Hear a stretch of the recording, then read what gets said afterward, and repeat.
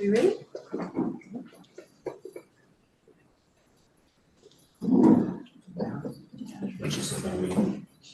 She said she would be here. I like her. Welcome, everybody. It is 6:01 and I'm calling to order this regular meeting of the Sunnyvale School District Board of Education. This meeting is available in English and Spanish. Would the translator please give instruction for the translation services available? Yes, good evening, everyone. Buenas noches. Se utilizará la función de interpretación de Zoom para soporte en inglés y español. Todos los participantes de esta llamada deben seleccionar su idioma de preferencia haciendo clic en el idioma correspondiente cuando el anfitrión active la función de interpretación. Dicha función se encuentra en el panel de herramientas en el icono del globo terráqueo. El modo de interpretación para esta reunión será el simultáneo. Gracias por su atención y colaboración. Thank you. Please note that a recording is being made at the direction of the board and that the recording may capture sounds of those attending the meeting. I see that all board members are present, so we can begin. Please join me in the Pledge of Allegiance. Pledge allegiance to the flag of the United States of America and to the republic for which it stands, one nation, under God, indivisible, with liberty and justice for all.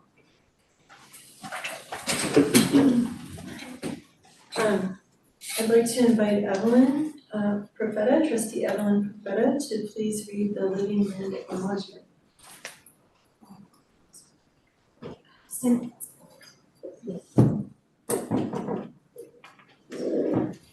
Sunnyvale School District is located on the ancestral and unceded land of the Muwekma Ohlone tribe, who have peacefully honored and cared for this land for thousands of years.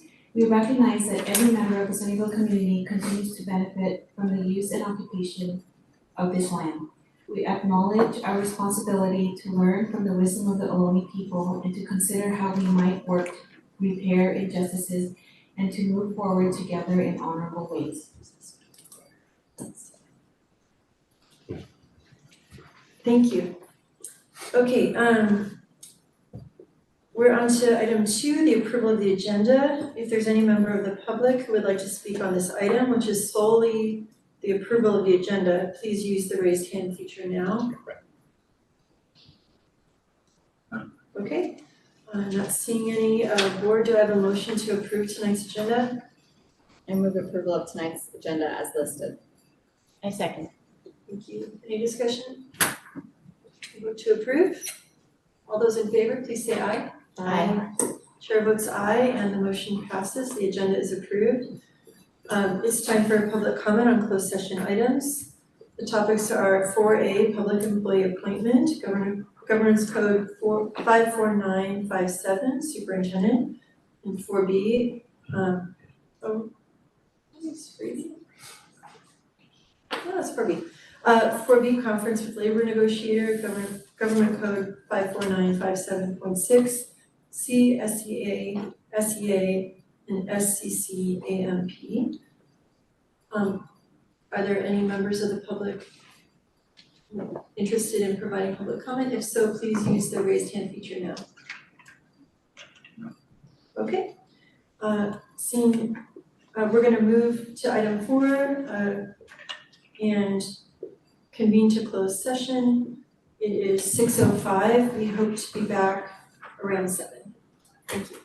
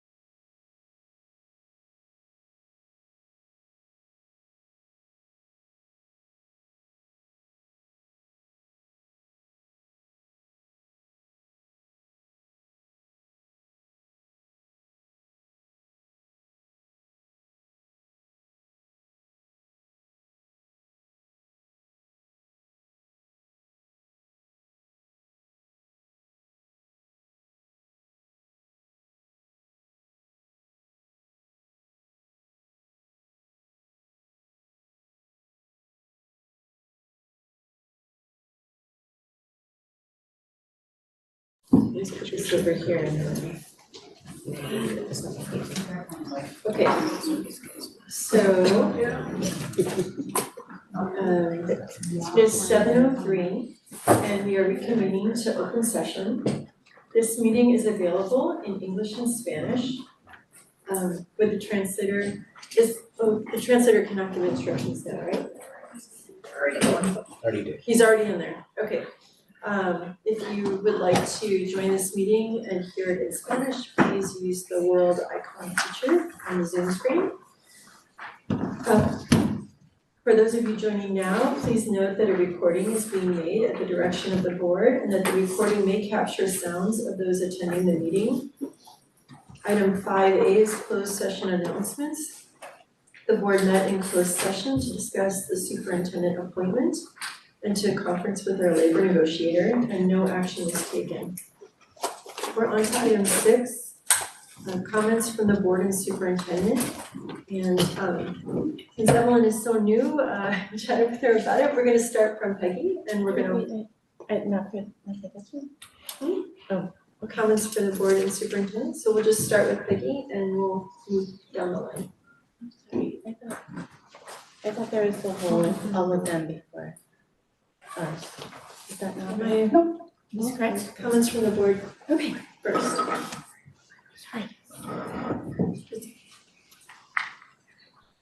Or we can start with someone else if you need a minute. You wanna start with? No, I got it. Okay. Thank you. Okay, All right. So it's the season of celebrations. All across the district, 5th and 8th graders are choosing their outfits for their big days next week. There's celebrations in kindergarten as well, and I get to see my littlest one's first promotion ceremony. Other joyful celebrations I attended were the Employee of the Year ceremony, the SMS music performances of at the community center, CMS's National Junior Honor Society induction ceremony, and I'm gonna send in the rest of my list for the minutes. I'm grateful to serve on the board and to celebrate the district's accomplishments and to ensure that we fulfill the Sunnyvale promise. My purpose on the board, and this is reinforced by the dozens of hours in Masters in Governance trainings I've attended so far, is to represent the community that elected me and to ensure that the district is working in the best interest of our students with transparency and accountability. And with that responsibility, I feel obligated to share that in the past few weeks, the board has been receiving a lot of information, we're all receiving, about things that are happening, things that aren't happening, things that were handled poorly, maybe some things that we should be knowing about but aren't knowing about. There are decisions made that impact our children's education, about funding and programming, and they're made without informing or involving the community, not even the board.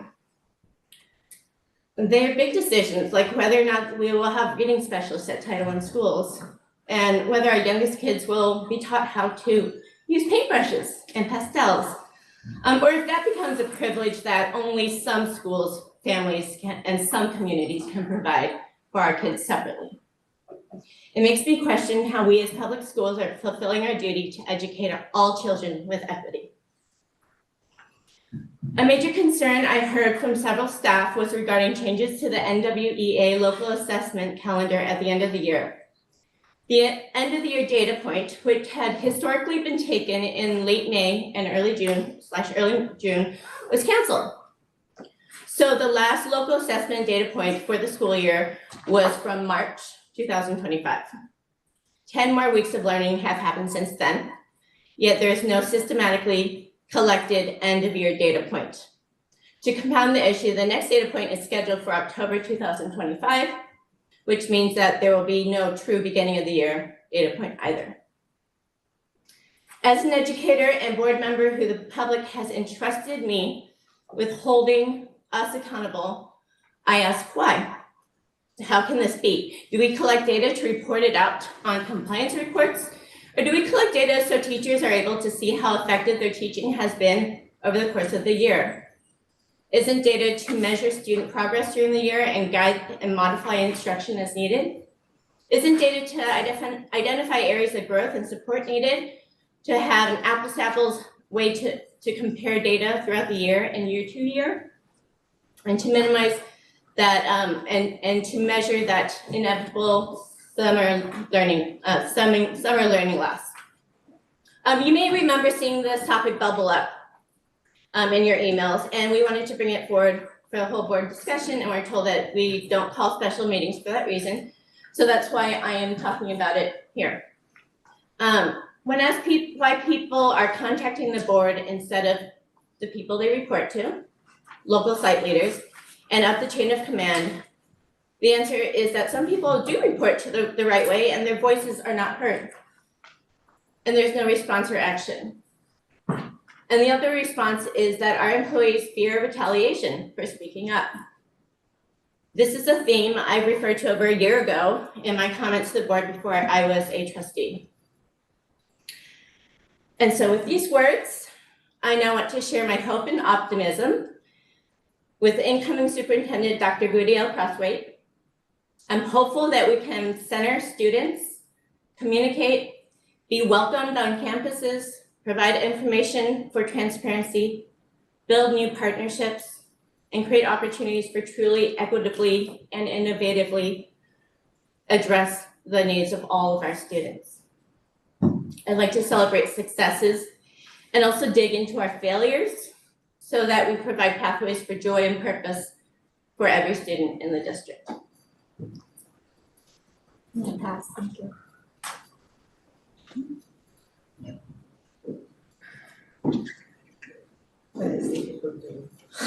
Follow. Just one we can't comment. Yeah, we cannot comment on any of that. For that, let's see, well, I just wanted to acknowledge that it's Pride Month, that this month is gonna be the Unity. And I also wanted to remind that we already got the emails for the Unity Conference. Hopefully, everybody is excited about it and will come with me. And about activities, I will try to set some activities with the students.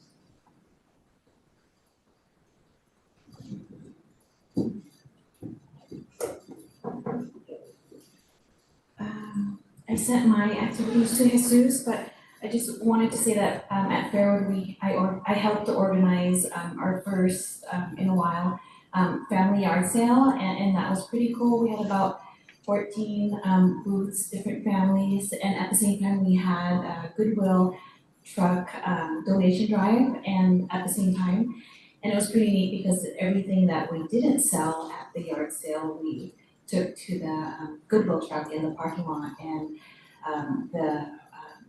the weight of the truck will give Fairwood a donation, and so we could use that for the kids at school. So that was fun. Families asked if we could have it again next year, and so we're looking forward to that.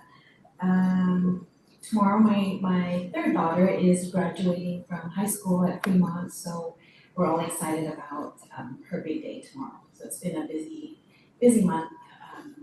And I finally went to my first overnight field trip with my fourth grader. Because with my other three girls, I couldn't go because I was always at home watching the siblings when they were small. So it was really fun being in Columbia and Gold Canyon with my fourth grader. Thank you. Okay, so I have not yet sent, but I will send my activities in. As Isabel mentioned, it is Pride Month, and we have ordered little flags. They will be here for the 18th. They did not arrive yet, but they will come. And there is a flag outside, which I'm really proud of because it's taken several years to figure out the mechanism to make that happen. So maybe next year we will have a flag raising ceremony or something and celebrate, just that everyone's welcome here in our district, and the students and the families and the staff, that everyone belongs. I had a couple comments about the you know, we have been getting a lot of emails, and as board president, I'm responsible for responding to them, so it's been a busy month so far, and but I did wanna say a couple things that I wasn't aware of until people were forwarding them to me like afterwards. There was a middle school math survey recently, an after school daycare survey recently, and so both of those surveys, when I talked to people about them, they were mentioning that they didn't feel like that geometry was poised as like the fun elective that it actually is in middle school, that it was sort of like something to be discouraged, just from the language, like, you know, we don't encourage it because we're not trying to pressure anybody to, you know, really be into math or whatever, however it was said, and I'm not saying it exactly how I said.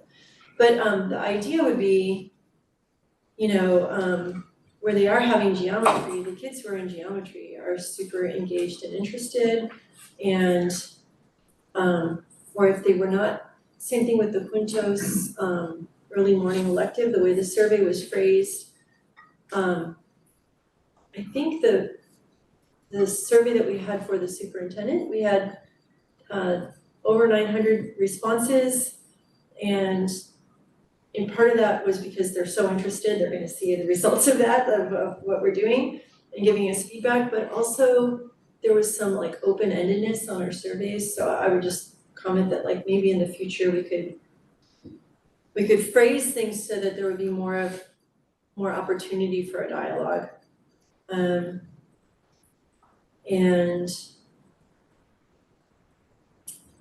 that is all I have for that. Maybe we would have maybe in the fall we could have a discussion around our surveys, writing the surveys, data information, like how we're constructing them and wording, and like giving out the purpose. Because actually the after school one was the one I was the most alarmed by, because I think the one that I read said something like, would you want to be on a waiting list for daycare at the school, knowing that you could be bumped at any minute? It's like the people I talked to were like, no, I would not like to be bumped, sign up for a survey for something I could be bumped from.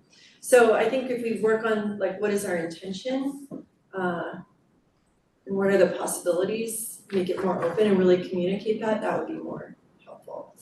But overall, I appreciate people writing in. I don't wanna discourage that at all, and you know, we're all here as a governance team for the public, and you know, I don't mind writing emails back to you at all. So thank you. Thanks. Just real quickly, I want to talk about something that might seem pretty esoteric, but it's actually kind of a big deal. And I'm going to start with thanking Arthur for this. On Tuesday, was it?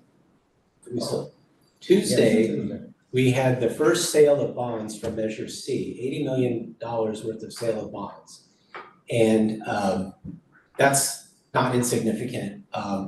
And what was impressive about it, and I think that the community needs to know, is that because of the efforts of the district and the board, we have the highest possible rating, AAA rating, and we went to market in a very challenging environment. The financial markets right now are up and down, and it's a challenging, but we were very well positioned. From time to time, Kiko Sato will come to speak to us. She's our district's financial advisor. Between she and Arthur, and we work really well with Stifel.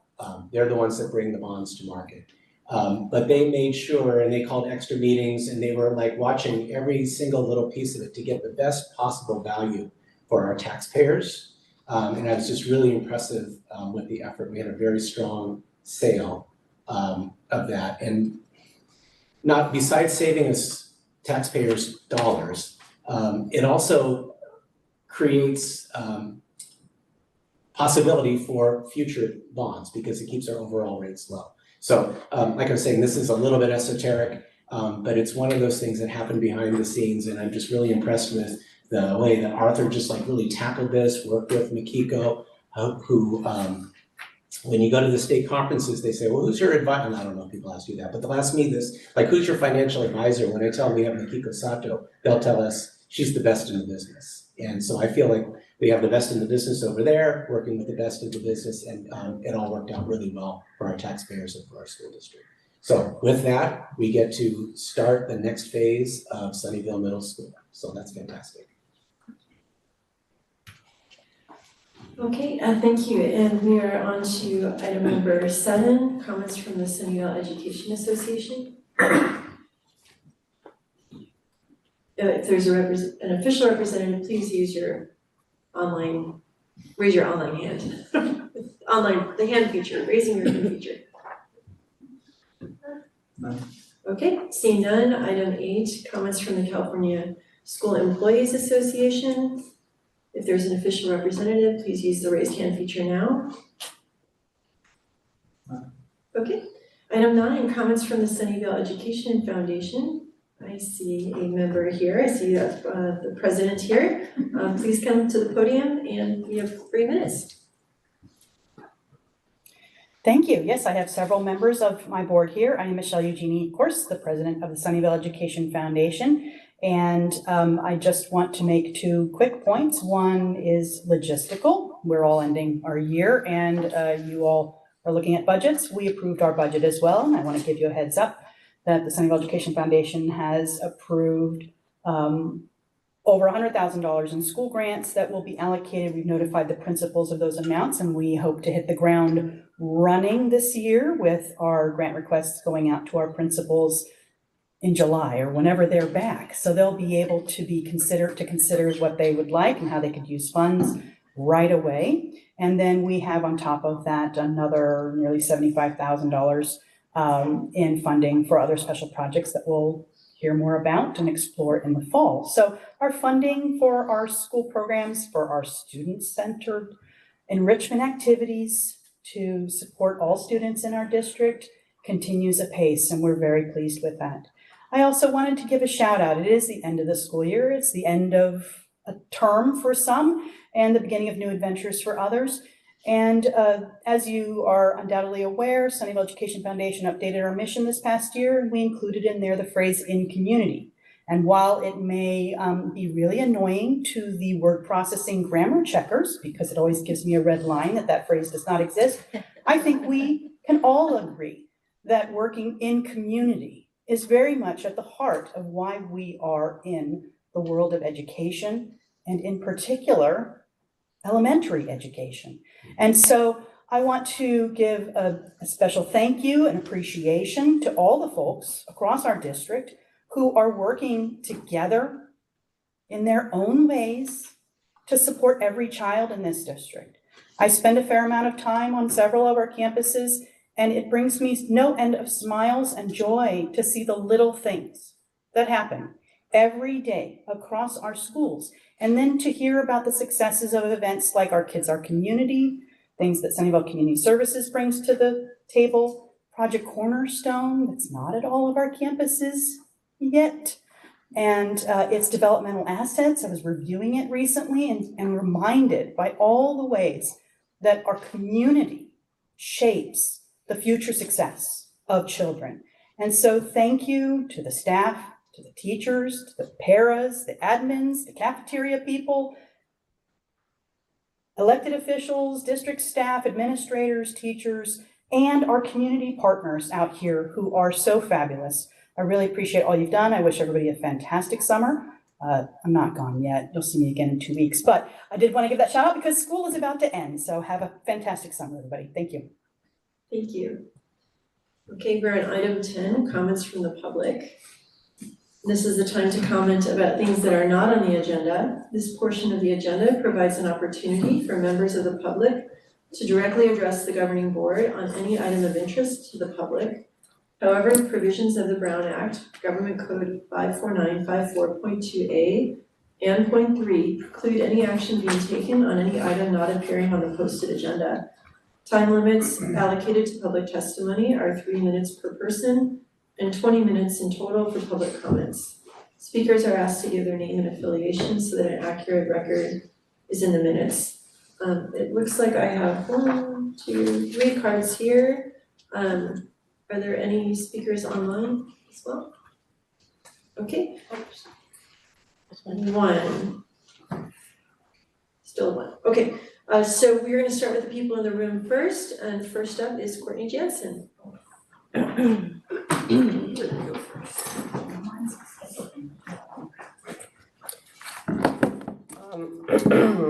Okay, oops, you can hear me, yes, okay. Courtney Jansen, San Miguel parent with 2 kids, and I have 2 things to talk about today if I can fit them into 3 minutes. The first one is the after-school survey that went out. Trustee Watson covered much of what I was gonna say, so thank you, you saved me some time. But I did wanna share that I talked to some parents at San Miguel about the survey, and several of them did not fill it out. Those reasons included that they thought that if they said yes, they would be obligated to pay. Others that they weren't sure if they could pull their kids out of KLAS if they needed to be done at say 4:30 instead of 5:30 or 6. Others who didn't really understand the details of KLAS. And I did try to explain to these parents, here's what's going on, please do go back and fill it out. And I think some of them did, but certainly not all of them. So I don't know how many people replied, but my ask is that you do not use the survey results as the end all be all for making decisions about paid after school care. You have a lot of school PTAs who run really good, very volunteer intensive after school programs. Please make appointments and meet with them. They can share a wealth of information that is not going to be captured in surveys like that. And of course, by sending a survey out over email, parents who don't necessarily use email or don't pay attention may have missed it. And so I appreciate the effort to start gathering feedback. That's an amazing step, but I hope it's just the first of several. The second thing I want to talk about was related to what I was here a year ago talking about. I don't remember the comment, I didn't look it up, but basically related to Pride Month. So again, a couple of trustees mentioned it. It is Pride Month. You all probably know that the city raised a Pride flag, I think it was Monday morning. And I was listening to the council meeting last night, and there was a member of the public who objected to flying the flag, making incorrect statements that I won't bother to repeat here. I was reminded of how important it is that we do raise the flag, and Councilmember Mellinger did a great job of summarizing that, and I cannot be as eloquent as he was, so I won't be there. But so I wanted to say thank you for raising the flag outside the district. It's definitely the right thing. I appreciate that first step, and I also hope you can continue to do more. Ironically, there was a conversation on Nextdoor, and I know Nextdoor has lots of problems, but issues were raised about experiences with students in our district who are experiencing bullying, specifically for transgender, but also other LGBTQ things. So I definitely appreciate the acknowledgement of the flag, recognizing those students and their importance of diversity.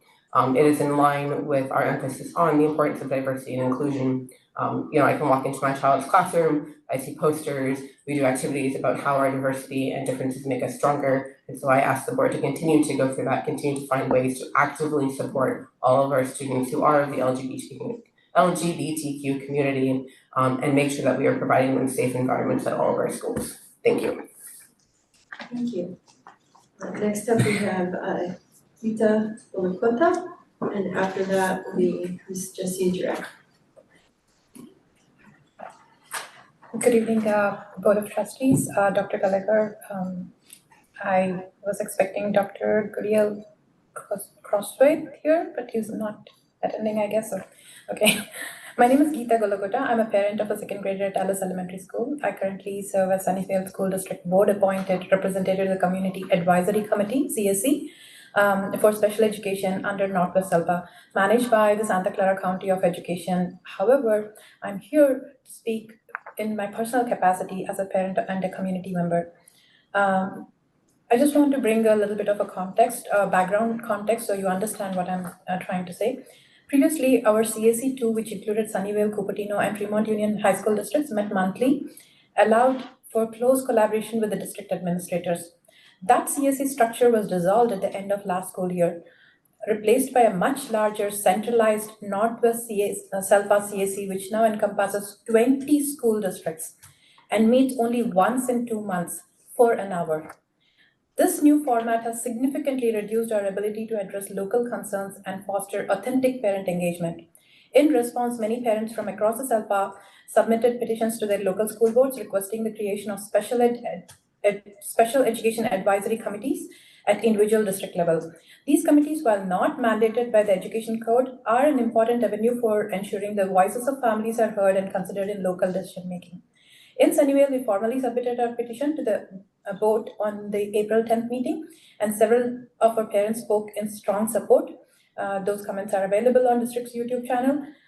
Since then, my fellow board-appointed CSE representative Sujata Dhar and I have met with Dr. Gallagher and Ms. Linda Van Maverick to explore options for deeper parent engagement. While we appreciate the district's current proposal to reconvene former CSE members for parent education sessions, this format does not fulfill the original advisory function we requested. Therefore, we respectfully request the Board of Trustees to agendize the discussion of creating a special education advisory committee for Sunnyvale School District. We hope this will allow the community, families, and district leadership to collaborate meaningfully and consistently on special education matters at a local level. Thank you for your time and continued commitment to serve all students and families in Sunnyvale. Thank you. Ms. Jessie Jarecki.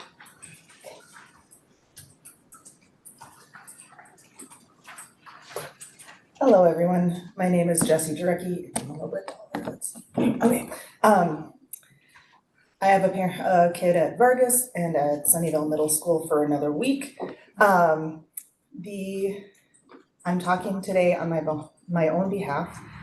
So I want to talk about something that's happening at Vargas Elementary. The city and Sunnyvale School District have a longstanding arrangement with where the field at Vargas becomes a city-maintained park on non-school days and after 4 p.m. on school days.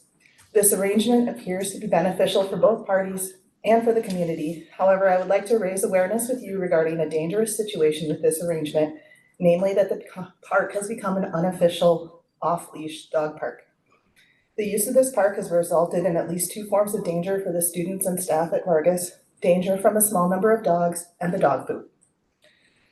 On April 3rd, our Vargas held a back-to-school night, and according to our principal, there was an incident between an off-leash dog and a student who attends special day classes at Vargas. These types of incidents are relatively rare, but can be traumatic. The second danger, however, is far from rare. The field always has dog poop. This is a risk to our school staff, who's often burdened with cleaning it up, and to our students who are trying to use the field at their school and end up covered in it, to be honest. These safety issues are serious, and I ask that you take steps to mitigate the danger for our community.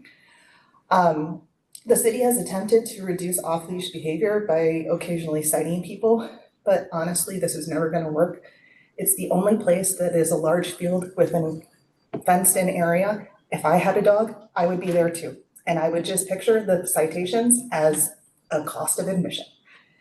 So what I am suggesting is that the district talk to the city to try to make a permanent dog park out of a portion of the Vargas field. The field is so large that the school cannot safely monitor all of it for kids play anyway, so it would not harm the students to have that, and in fact would make it a far safer situation for everyone. In addition, it'd be a great revenue generating source for this school, which is something I know you are all interested in for the budget later on today. So I highly suggest, I've already raised this with the city, I highly suggest that someone reach out and talk to them. I'm happy to discuss my thoughts on this more with anyone who will listen to me. Thank you on that. And since I have 30 seconds, I just want to say the annual updates document that went out this year to parents was incredibly confusing and very hard to fill out. The first thing that comes up is registering for a student. And so it's very easy to fill out the entire registration for your student instead of just the update. I did it. It stinks. I found out all the documents. I didn't know it was wrong. It was very stressful, and I can only imagine it was stressful for a lot of other parents too. Thank you. Okay, so we have our one online caller. Please state your name and affiliation. Eileen Lay. Okay, you know who that is. Excellent. Our former trustee Lay and now council member Lay. Go ahead, you have 3 minutes.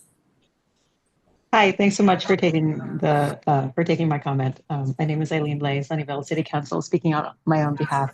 A lot of what I planned to say was already talked about tonight. I want to thank the school district for raising the pride flag and drawing attention to how similarly at City Hall, that was an event that was well attended and celebrated last week.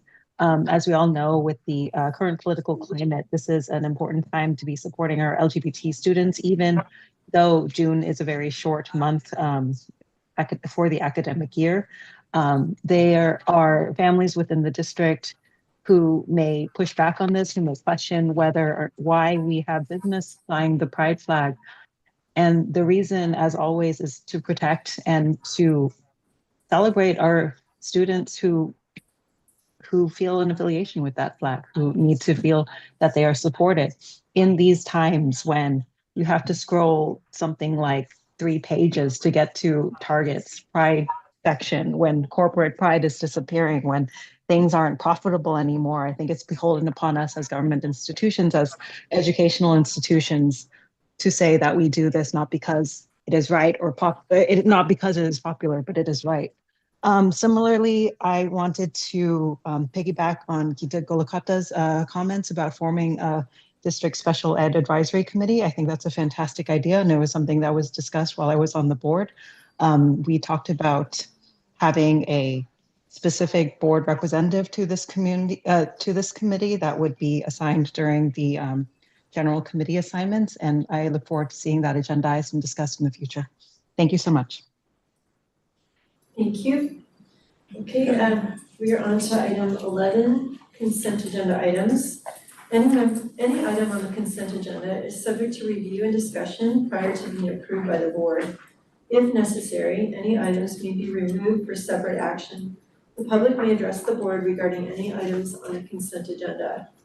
Is there any member of the public present or online who wishes to make a comment on the consent agenda, or pull an item from consent to comment on it and to have separate consideration for a vote? If you're online, please use the raised hand feature now. If you're in person, we need a public speaking card. Do we have any speakers online? Okay. Board, would anyone like to pull an item for a separate consideration and vote? Yeah, I'd like to pull 11C and 11H. So that's 11C, which is approval of general contractor agreements, Yes. and 11H, purchase orders and warrants. Do you want to make a motion for approving the others? Okay. I move to approve the consent agenda items A, B, D, E, F, and G. Do we have a second? I'll second. Michelle seconds. Okay, all those in favor, please say aye. Aye.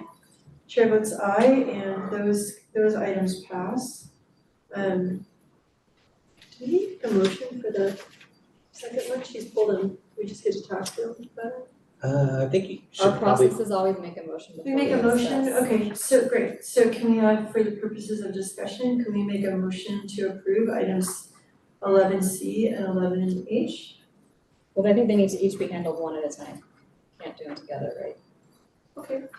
Can I get a motion to approve item 11C, which is the approval of general contractor agreements for the purposes of discussion?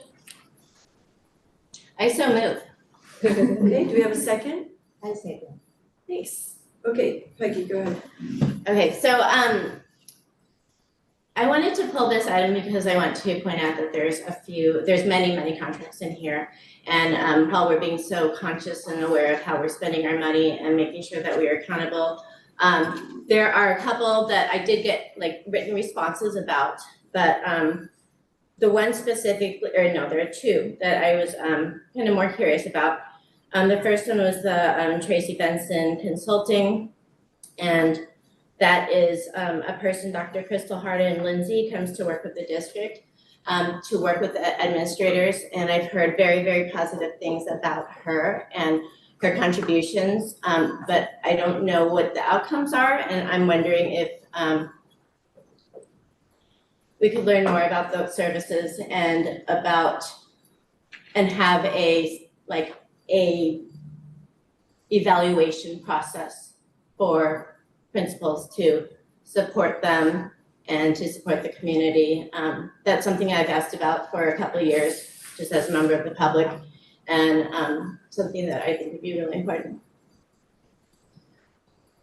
Yeah, so the Dr. Benson's contract since 2023, 22, 23, something like a few years.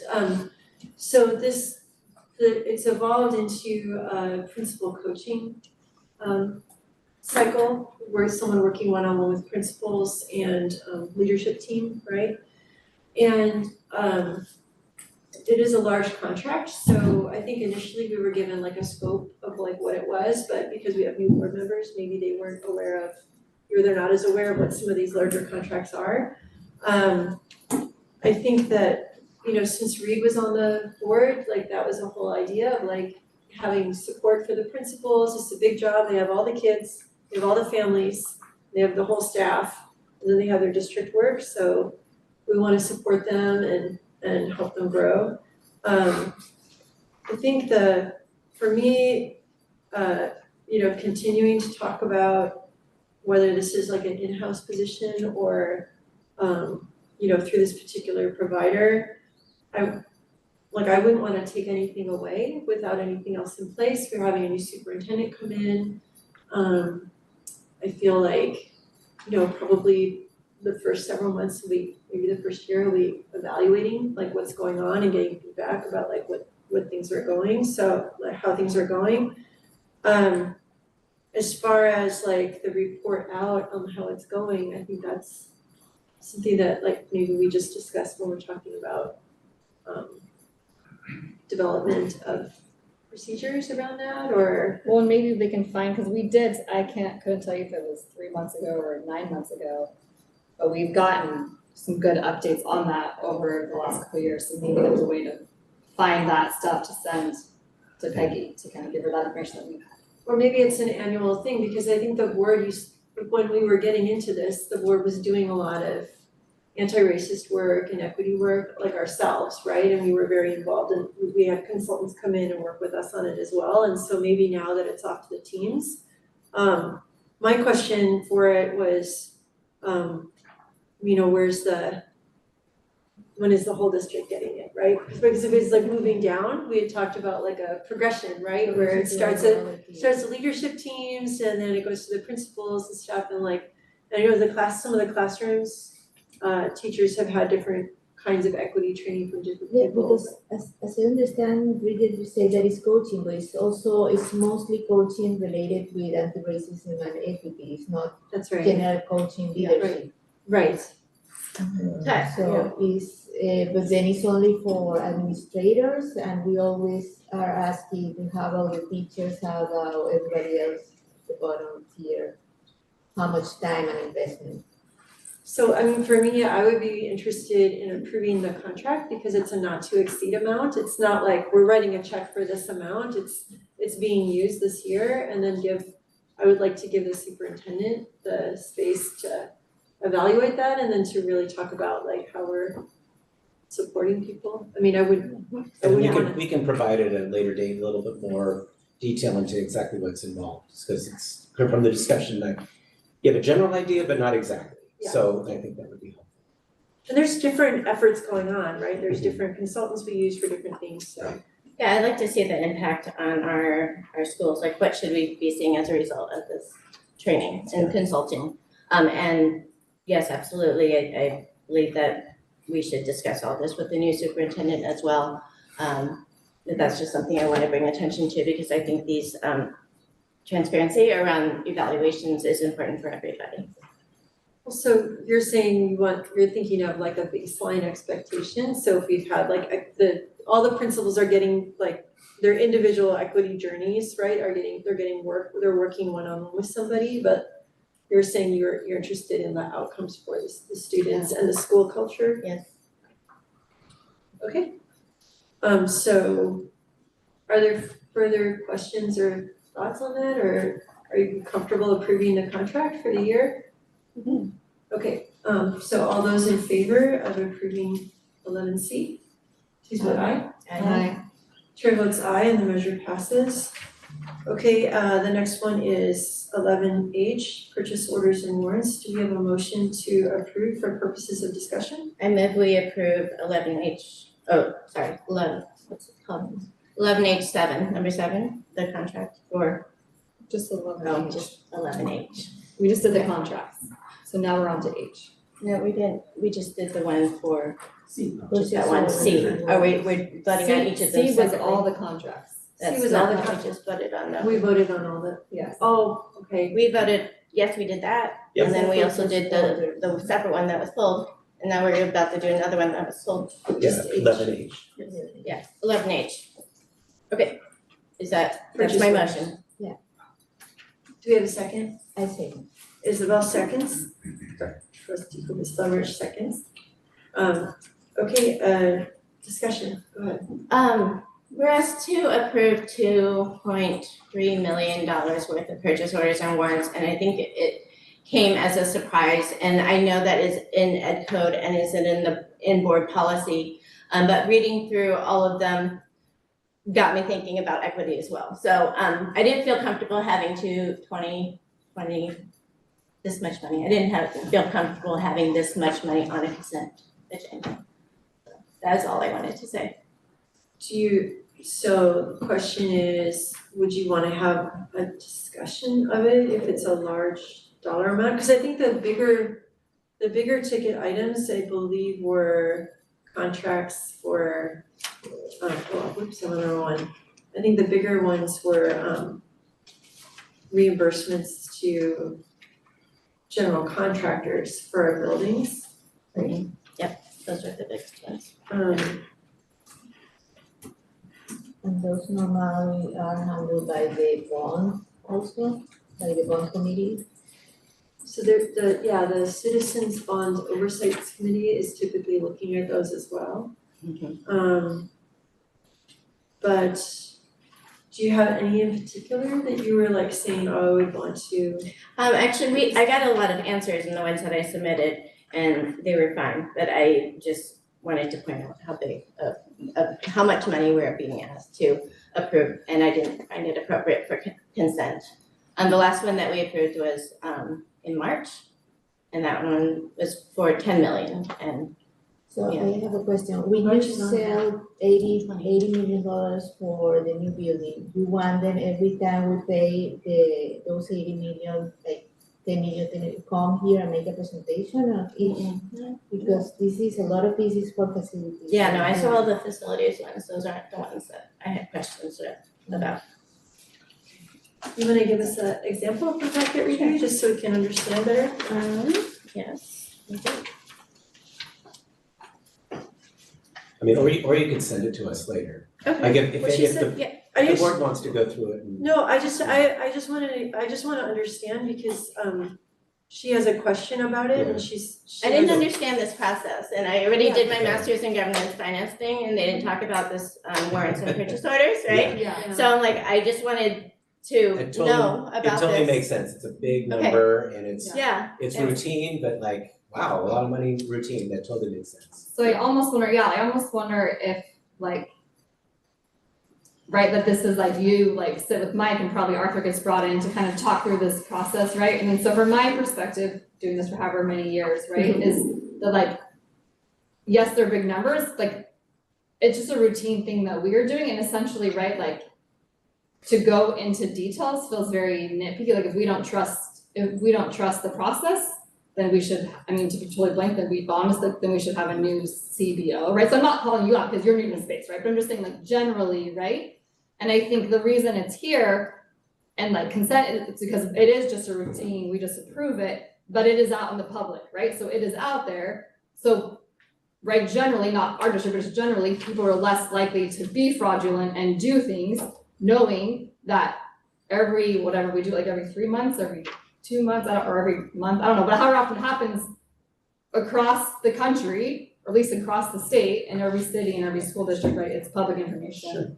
But it's not necessarily spaces that we need to go in detail. And there I are also. wanted to add one point of clarification, because I do understand the amount and the money, and I think it will be helpful to process. It's larger because at this time of the year, usually our last 2 to 3 meetings of board meetings over the year, we bring a lot of contracts for the entire year of next school year. We bring them in at this time so that when August comes, or really July, programs get started immediately, so the contracts that support those programs throughout the school year have been approved for the year. some of the bigger ones that are in there are related to transportation and I think specialized she's programs. talking about the warrants now, not the contracts. Oh, she left Yeah. them all? Yeah. But within those, It's the there same- were it's the same idea. there's like 3 different transportation, like warrants, right? As well as like read for translation.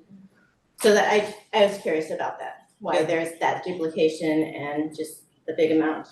So maybe next time it comes to consent, I'll be more comfortable with just it going there. Well, and like, you know, this is the time, $250,000 to the state architect, you know, $400,000 to a school, to a special, Oh, I see what you mean, specialized purchase school. orders. Like, so, like, they're all connected to each other, so they're kind of connected to the other ones, but, and okay, are you You'll feeling, need it, but yeah. okay? Okay, so, all those in favor of passing, item 11H, please say aye. Aye. Chair votes aye, and, the motion passes. Okay, we have a presentation, number 12A, the annual report on the Community Bond Oversight Committee with Mr. Doug Coons. And Director of Facilities. Sorry. Mr. Branford. Yes, so real quick, before we get going on the annual CVOC report to the board, which we are going to be doing for the requirement by the Measure GG bylaws, I wanted to acknowledge Doug Coons, who's our chair of the CVOC. This will be his last annual presentation for the CVOC. If any circumstances change in the future, we would love to have you back. But the board, myself, everybody on the CVOC wanted to present you just a thank you card for all the time and effort you put in. And I've really enjoyed working with you, so thank you.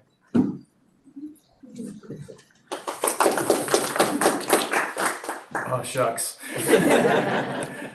So good evening, members of the board and Dr. Gallagher. My name is Doug Coons, and I am the chair for the time being of the Sunnyvale School District's Community Bond Oversight Committee. This report serves as our annual summary and provides an overview of the committee's activities during the 2024 to 2025 school year. The Community Bond Oversight Committee, or CBOC, is proud to continue its essential role in ensuring transparency, oversight, and accountability in the use of local taxpayer funds for school facility improvements. This year, we have remained actively engaged in reviewing key projects, financial reports, and planning efforts related to measures GG and BB. Over the course of the year, the CBOC will have convened 4 times, which includes our upcoming meeting on June 6th. These meetings offered valuable opportunities to review project progress, discuss future priorities, and ensure that expenditures align with voter-approved bond language. In August 2024, the committee held a site meeting at Ellis Elementary School to review the completed campus modernization project. This visit allowed members to see firsthand the transformation of the campus and the positive impact these investments have had on the educational environment. The committee also met twice at Sunnyvale Middle School, and our meeting coming up Friday is also at Sunnyvale Middle School, to tour and review the 2-story classroom building project. These meetings provided in-depth insight into the planning and execution of one of the district's most significant ongoing capital projects. Throughout the year, we reviewed both quarterly and annual financial reports for measures GG and BB. The project list contained, among other things, the Cumberland HVAC and Maintenance Project, the Cherry Chase Canopy Replacement, and the Sunnyvale Middle School Modernization, of course.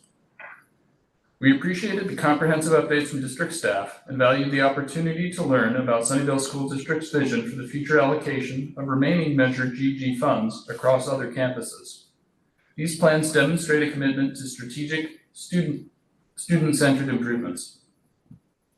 The specific financials for this year were a beginning fund balance of $10,445,801.36 for Measure GG, with a projected ending fund balance of $18,725,024.83. The positive increase in our ending fund balance was from the final sale of Measure GG in the amount of $39,732,000 that occurred in August of 2024. For Measure BB, our beginning balance was $561.75, with a projected budget of $1,109,531. These funds are spent each year on teacher salaries. The committee is pleased to report that we are satisfied with the information provided and the responsiveness of district staff throughout the year. We've enjoyed learning more about how Measure GG bond funds and Measure BB parcel tax revenues are being utilized to support critical facility needs and educational priorities.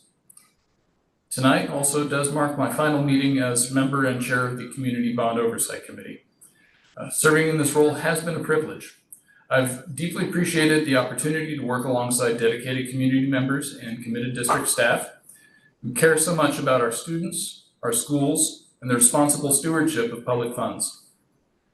Being part of this oversight team has been a rewarding and inspiring experience, and I leave with great confidence in the continued work of the committee and the Sunnyvale School District. The committee's district contacts continue to be Arthur Cuffey, our Chief Business Officer, and Brent Burns, Director of Facilities and Operations. I'd like to extend our heartfelt thanks to Jeannie McKayan and Liz Chagoya for their ongoing support and help in preparing materials and coordinating our meetings and ordering our lunches. In closing, the committee affirms that in accordance with the requirements of Article 13A, Section 1B3 of the California Constitution, the committee confirms that, to the best of its knowledge, based on the reports provided by the district, bond proceeds have been expended only for the purposes set forth in the applicable bond measure, and that no funds have been used for teacher or administrative salaries or other school operating expenses. Thank you for your time and for the continued opportunity to serve our community. Thank you. It's time for, don't leave yet, because it's time for public comment. If there's any member of the public who wishes to speak on this item, I don't have any blue cards, so please use the raised hand feature on Zoom. Okay, any? Okay, seeing none, well, you know, I would just like to thank you so much for all your work and your years of service in the district. I really appreciate your chairmanship and for all the careful attention and all your preparation for the Citizens Bond Oversight Committee. Board members, you can go down the line if you have any questions or comments.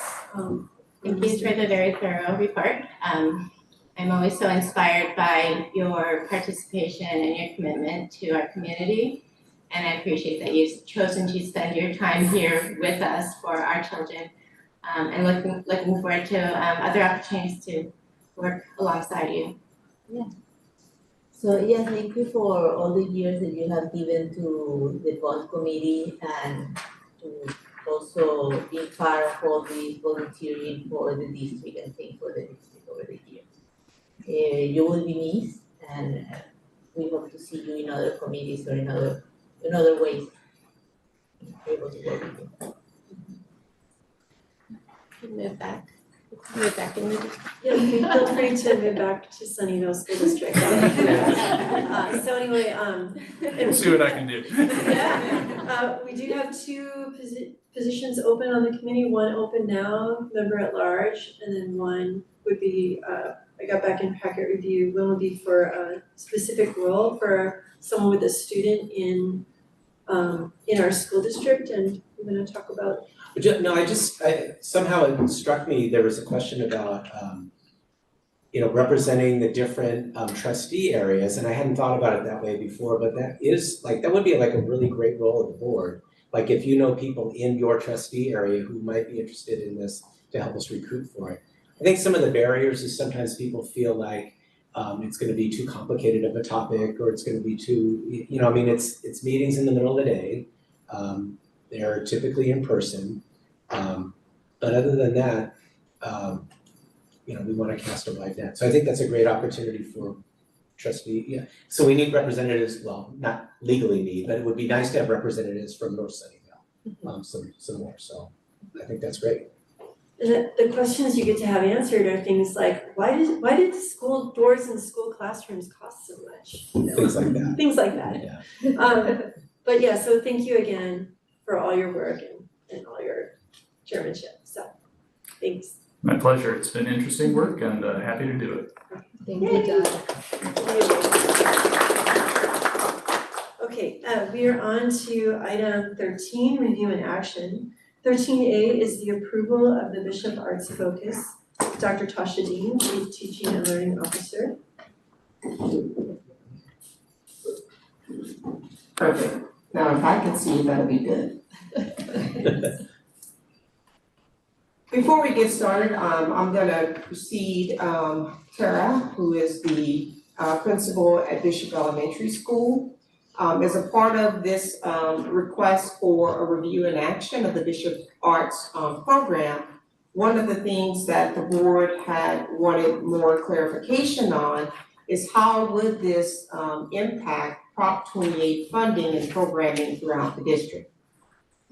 And so the current slides that I'm gonna go through is just an opportunity for us to kind of lay the foundation of what current programming looks like and what we're gonna be looking to propose for next school year, and then also what we're currently doing, just so we have clarity around what those funds are and what they've actually been utilized for.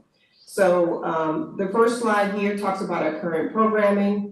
That programming has involved and included our preschool through third grade programming with Starting Arts. That was an increase of services because we extended to our preschool. And then of course we have significantly more TK students in our program. So that was kind of what Starting Arts has been providing this current school year.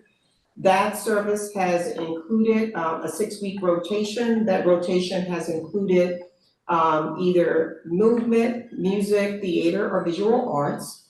That has had a little bit varied schedule at some of our sites, and that is noted there on the slide. And so most of the rotations have been 8 weeks, but there were a couple of sites and situations where 6 weeks were required. In addition to that, the lessons are typically about 30 minutes long. At our 4th and 5th grade level, these services were provided by our credentialed teachers that we hired this year. Currently, those teachers have been music and drama, and so they have had a schedule that has spanned the entire school year across the district, serving our 4th and 5th grade students.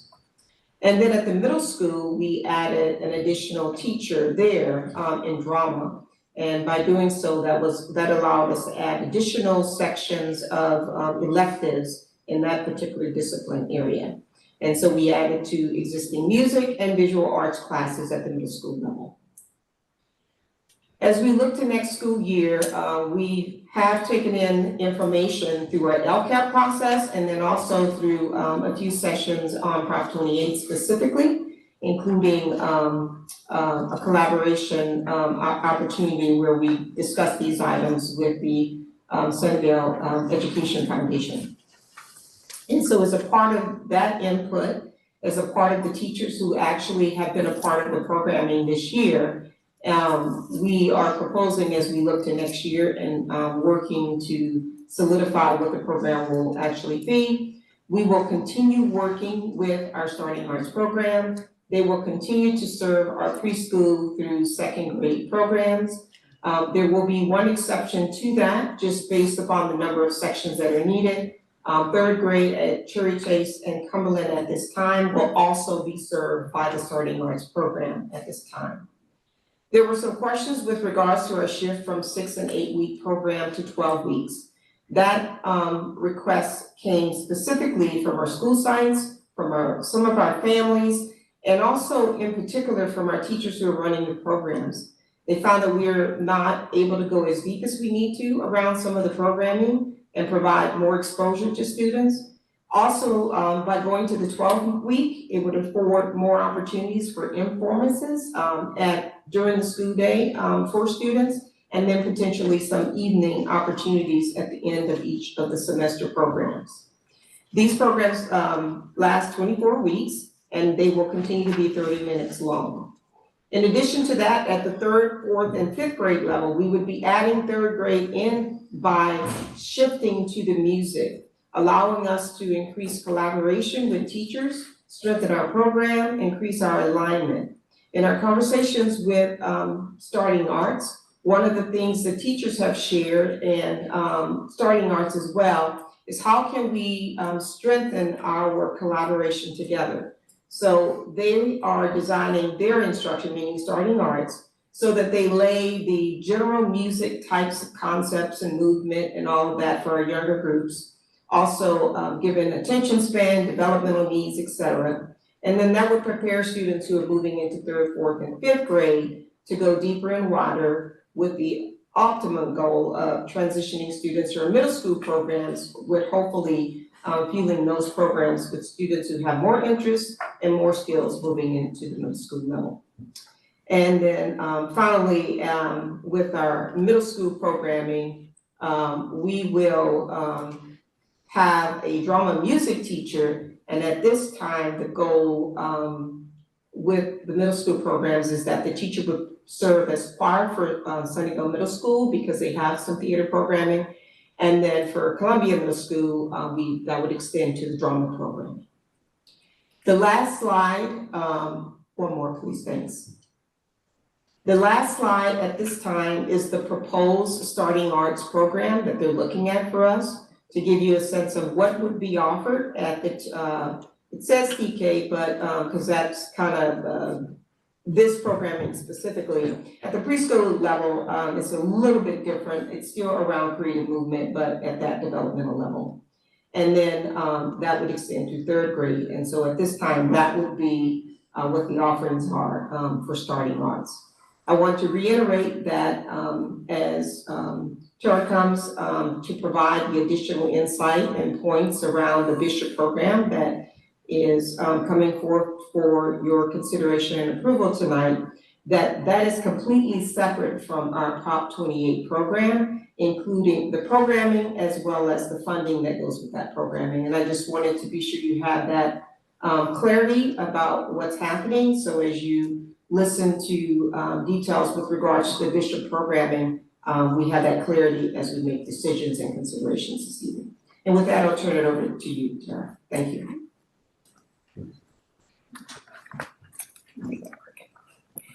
Good evening. It feels like I was just here not too long ago. But good evening, board, superintendent, executive cabinet. It's a privilege again to be here to continue the conversation around Bishop's proposed school focus. So just to briefly summarize, I was back here in April proposing that Bishop transition to an arts-focused school with an emphasis on drama and music. Our ultimate goal is to integrate core content areas with drama standards to create a dynamic and engaging learning experience for all students that impacts student achievement. So during our last presentation, there were some questions regarding curriculum and scheduling. I know in your board packet, you should have received a draft schedule along with some curriculum information. So I didn't know if there's any questions related to that I can answer this evening. Do you have other information than that, or because what we'll do is we'll probably, I don't know if we have any clarifying questions, but we're not, do we want to project the, could we project on the board the schedule document, the June board meeting, or the schedule? Are you referring to the one pager, or are you? The new one pager that we, well, it's actually 3 pages. Yeah, or like, do you want to go through any of it, or? Sure, we can absolutely go through it. Jesus, they're asking to project the attachment, right? Yeah. Yeah, so we can start with the curriculum piece. You know, we've been doing some research around the curriculum, and at this time, the California state does not have any adopted a curriculum for drama. So we do have some limited resources that we're still continuing to work on finding outside of California.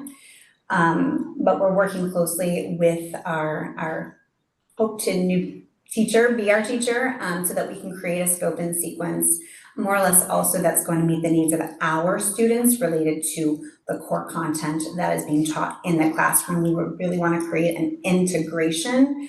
We don't want like standalone. We know that every minute counts in within the school day, and we're limited on time. So we want to make sure that we're able to have a cohesive program. So those are things that we are still currently utilizing. Some of the other pieces, utilizing the VAPA standards, so visual arts and performing arts standards, along with, again, each grade level content standards with the hope of, or the purpose of integration. The other piece that we want to move forward with is The intervention piece, we want to make, again, maximizing every minute in the day. So with this model, we would have, like Tasha was saying earlier, this is being layered on to what we're going to be offered as a district. And so we will not only have the drama piece, but we would have a music piece as well. And so which offers to credentialed teachers, students would be able to receive not just drama, but they would also receive music. So that provides 2 different time slots where students would be with a credentialed teacher, therefore allowing them to go into another classroom to actually support students that would need additional support, targeted support. And so, yeah. So clarifying question, so the way I was reading it in here is that the Bishop students will have starting arts, just like everybody else in the TK through second grade. And then this TK through second grade will also have access to the new drama teacher. That is correct. At Bishop. That is correct. And then at Bishop, the 3rd through 5th graders will have their drama teacher, and then they will also have music. That's So correct. they will get a double dose of the arts. Yes, Ms. yes. Romero, would you put up the other schedule from the PowerPoint, please? I think that'll help with the visual.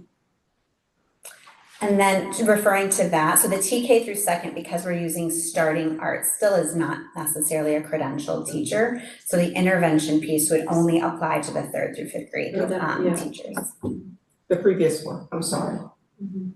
That one, yes. So you kind of get a sense of what that looks and feels like.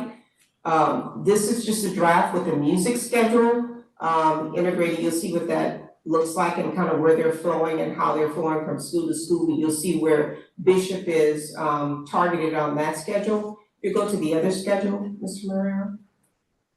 And that kind of gives you a sense of what it feels like specifically at Bishop as a school.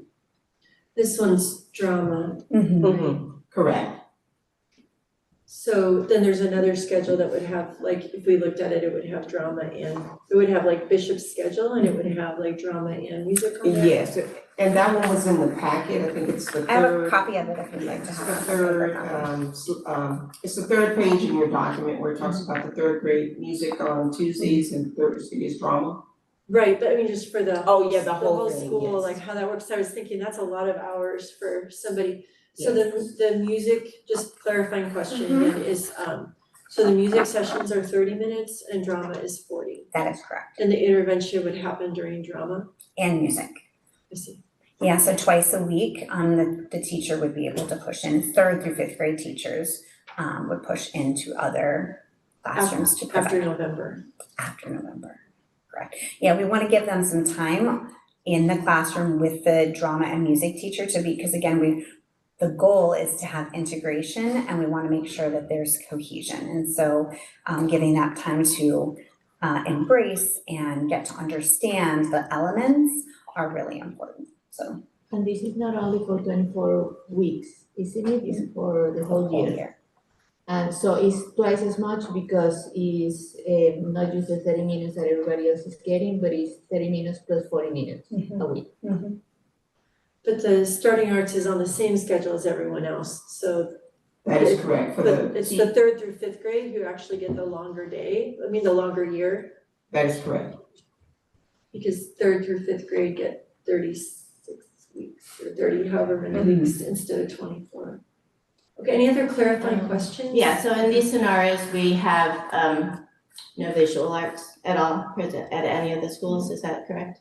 Like at Bishop or the other schools? Not as a part of the dedicated Prop 28 program. And I'm clarifying that because there is visual and other type arts happening across the district at different times in different classrooms.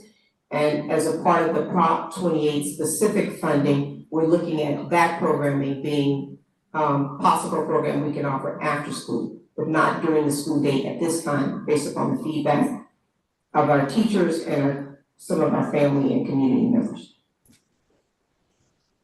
Okay, so before, I'm sure the board has some questions, we have a couple, any more clarifying questions? Clarifying questions, okay, so we're gonna move to public comment, if that's okay. I mean, really, do you have any more clarifying? No. Okay, just checking. Thank you, Ms. Lebrano, thank you, Dr. Dean. We're gonna go to public comment, so I have 2 cards here for this item. If there's any member of the public, there's so far 3 online. If there's any member of the public online who also wishes to speak on this item, please use the raise hand feature now. You have until I finish reading this section to raise your hand. So basically, so far we have cards here, we'll have people online. We'll have 20 minutes total for public comment, for 3 minutes each. How many?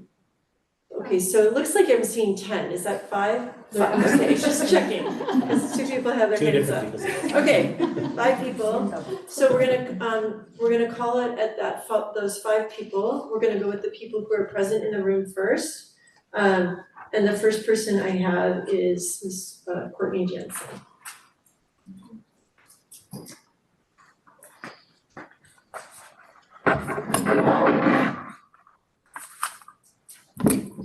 Okay, well, I need to grow 2 feet or something. That's fine. All right, Courtney Jansen, still San Miguel parent of 2 kids, a kindergartner and a 2nd grader. First, really quickly, in the Bishop's Art Focus Proposal PDF, the links at the bottom in the resources, I think the permissions need to be updated, because when we try to open them as members of the public, we can't. So, if I could fix that, that'd be great. I guess my first comment on this, my brain is not very organized. So I think it was Dr. Dean who mentioned tonight that the Bishop program is completely separate from the Prop 28 funding, which makes sense. But I think if that's the case, I'm a little confused on why the Prop 28 programming was included as a subset of the Bishop Arts Focus. In fact, I almost missed this as I was looking through the agenda because I was trying to do it really quickly. So my request would be that if there are situations where there are either district-wide changes or changes that affect more than one school, if you could give those their own separate agenda items going forward, that'll make it easier for parents to be able to catch them. I also have what are hopefully just dumb questions, but on slide 2, it says that there will be moving to 2 12-week rotations, but then it lists movement, music, and theater, which is 3 things. And I don't understand how we're gonna take 3 programs, movement, music, theater, and fit them into 2 12-week rotations. So if it's possible to clarify that, I would really appreciate it. Same slide, it talks about how Starting Arts is designing an after-school drama and theater program for us to consider. Is that the same as the existing musicals and plays that are funded by our schools largely either through SEF or PTAs or whatever, or is that different? And either way, is that going to be for all kids in grades 3, 4, and 5 who want to participate? Is there a cap on the number of people or number of students? How will you be selecting students to participate in these? Are all questions that I really appreciate the clarification on. And finally, I'm concerned about the move away from visual arts. It's a little hard to tell here, and I heard in the comments earlier that there are actual visual arts programs happening across the district that are not Prop 28 funded. I don't have a clear picture of what this is, because it just would be nice to have all of that information in one spot so we can see, like, hey, maybe there's not Prop 28 visual arts programs, but there's all of the other things that our kids are gonna get. So I don't know that, and I'm very confused on there. But visual arts is incredibly important for kids. And I think the fact that that has been taken off of this part, again, pending what may be happening with other funding, is very concerning. You know, art is very therapeutic, even if it's not formally done therapeutic for kids. And as a parent, I'm really surprised to see this and very concerned about how am I going to get my kids visual arts supplements next year. And I have the resources to do that, but there are lots of kids in our district who don't. And how are we going to make sure that they don't lose this essential part of their academic and enrichment experience? So thank you for your time and thank you for presenting this. Thank you. Okay, next up is Ms. Michelle Eugene. Okay, I also had a card. Yeah, I think there's She said there was only 2 for this one. She said there was 3. There's one? Yeah. No, I have one for 14C. I don't have one for. okay. I don't have one for 14C on here. It's a very long agenda, a lot of numbers. Really slowly. The clock hasn't started yet. Okay, all right, just got 3 minutes to get it in. Okay. Hello, my name is Michelle Eugenie and I am. I'm sorry. What? It is here, but it's listed, I have multiple items on here. Sorry, thank you. Missed that, my fault. Go ahead. Previewing a future agenda item, by the way, that I do have a comment card on as well. Okay, Michelle Eugenie, parent, currently at SMS, and so not wearing my Seth hat at the moment. I have a personal affinity to Bishop in that auditorium that I tell people all the time, crying from side stage because I was relegated to closing the curtains during a summer program that the Sunnyvale School District used to do long ago with the city of Sunnyvale to get all kinds of cool programming into kids' lives, and we used that Bishop stage, and it was really a fantastic experience for me as a kid. I never had the opportunity to do plays. We did have chorus in Sunnyvale School District back in the day. We had instrumental music for anybody who wanted it, starting in 3rd grade too. But I digress. That's a long time ago, and I understand times have changed. But children and their needs really have not.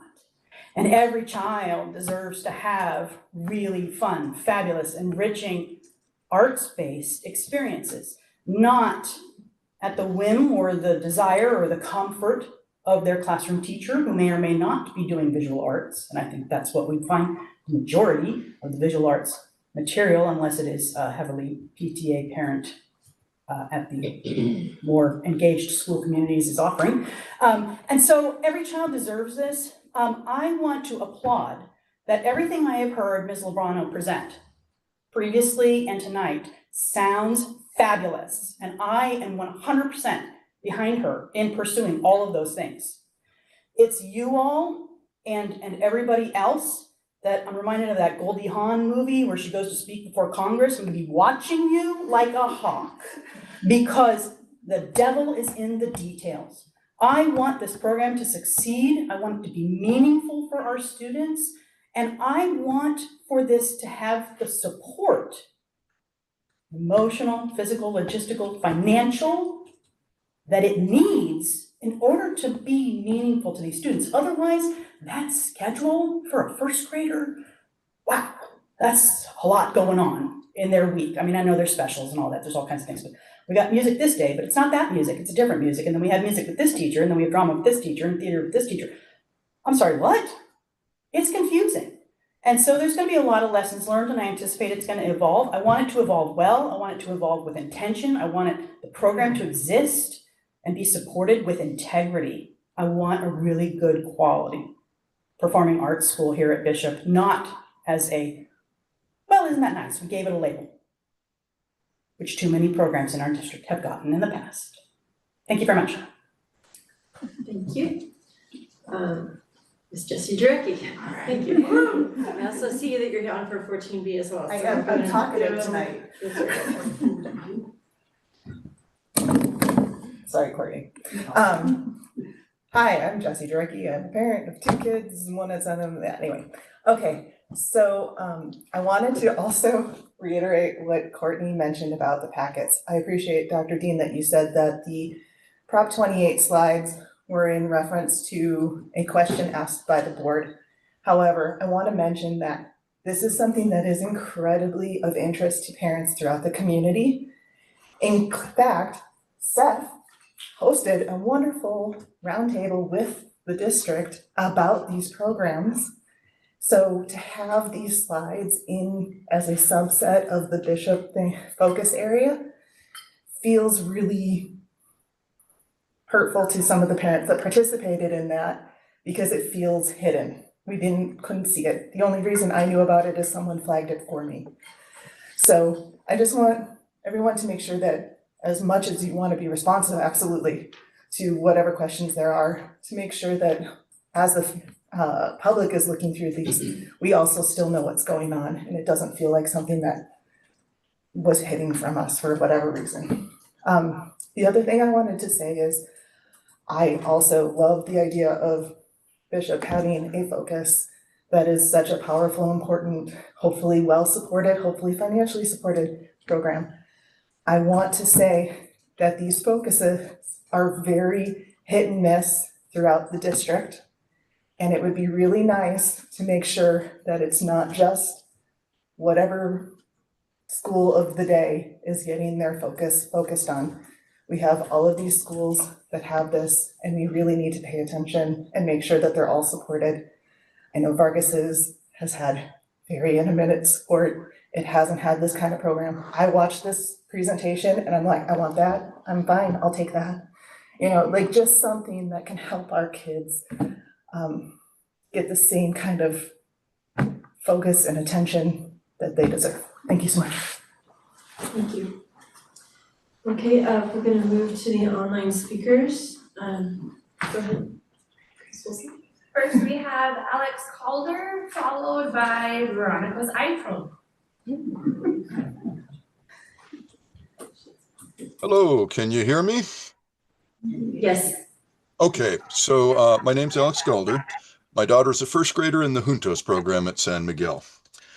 I am yet another person who's going to pile on the Prop 28 questions, and it's just pretty simply, upon reviewing the Prop 28 programming, I observed that the visual arts did not appear to be part of the curriculum for the upcoming school year, despite being included in this year's offering.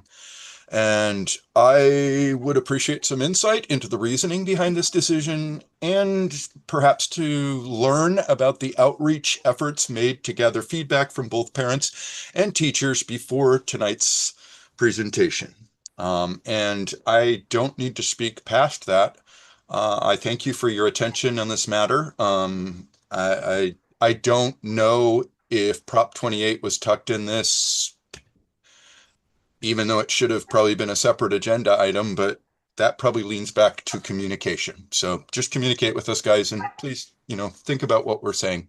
We do appreciate you.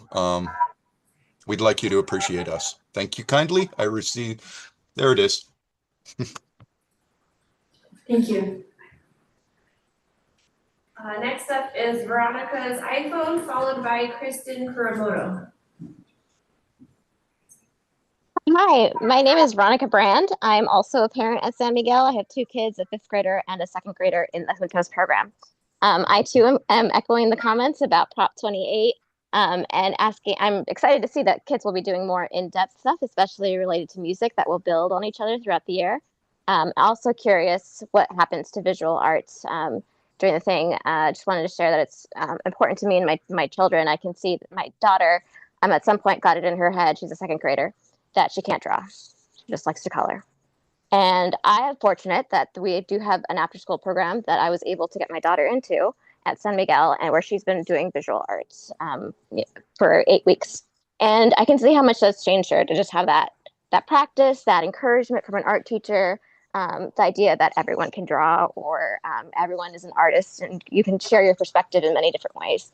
And so I think that is critically important because my son, Manuel, back in kindergarten, when he was in kindergarten, the other kid said, "Oh, your drawing looks like Scribble Scrabble." And from then on, he said, "I can't draw. I don't like drawing. I don't want to draw."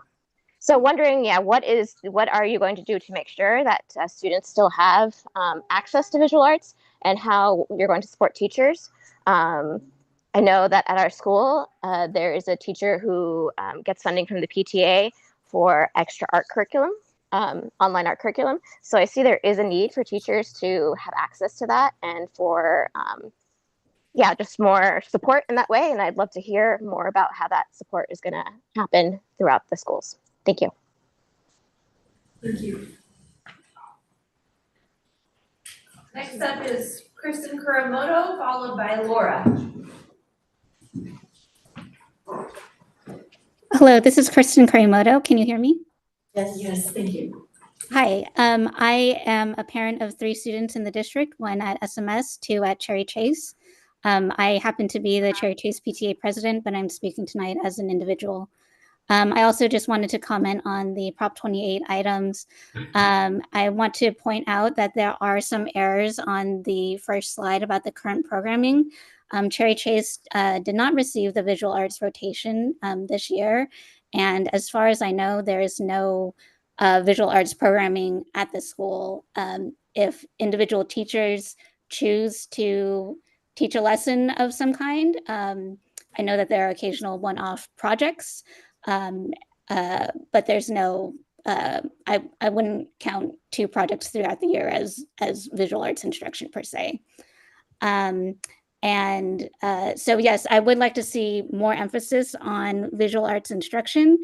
And I would also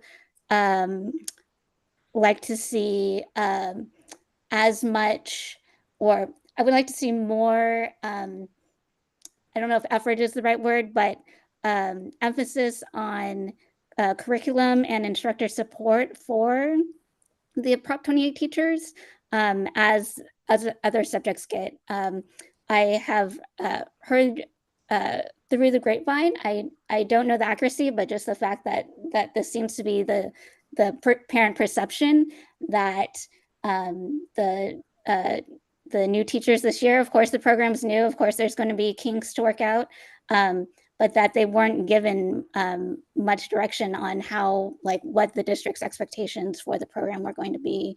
And so I would like to see improvements in that area.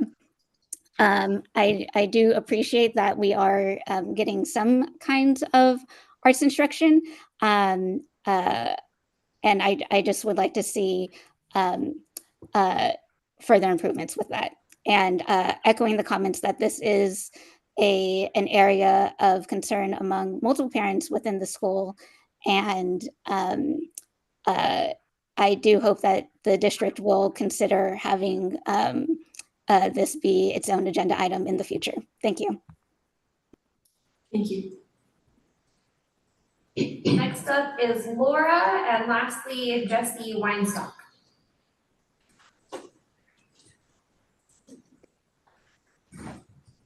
Laura, you can go ahead. Hi, thank you. Thank you for taking my comment tonight. My name is Lori Thomas. My son is a 7th grader at Columbia Middle School. I like the recommendation that Bishop Elementary would become a performing arts focused school. The fact they have an actual theater makes this a good place. I have some questions. Will special education students have the same proposed access to the drama classes at Bishop? How, if anything, will classes change for special education students at Bishop and at other SSD schools with these proposed changes? Sunnyvale School District has schools of choice. Would Bishop now be a performing arts focused school where students outside the school boundary could lottery into the school? As the school feeds into Columbia Middle School, how will the district support that transition beyond having the proposed teacher that will offer drama at CMS? For example, Juntos students from a school of choice for Spanish language immersion at San Miguel Elementary continue learning Spanish at CMS. Is this something that would be done for students coming in from Bishop, or is that not seen as the same? Do we see supporting a performance art school at Bishop also extends to supporting that at CMS?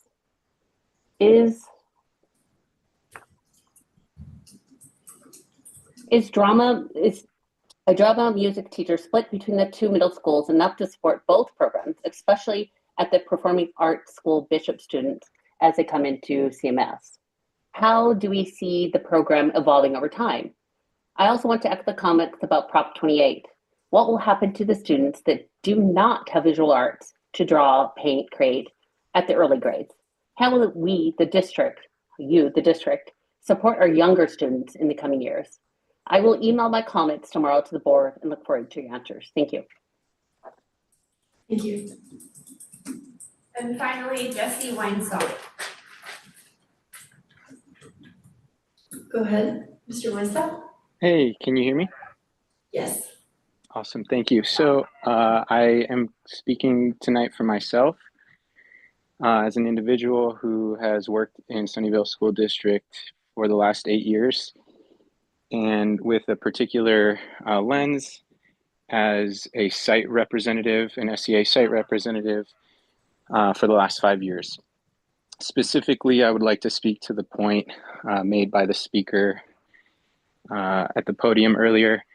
I believe she mentioned that the idea for the incoming drama teacher, given the lack of state standards and really much curriculum, it sounded like to be working from.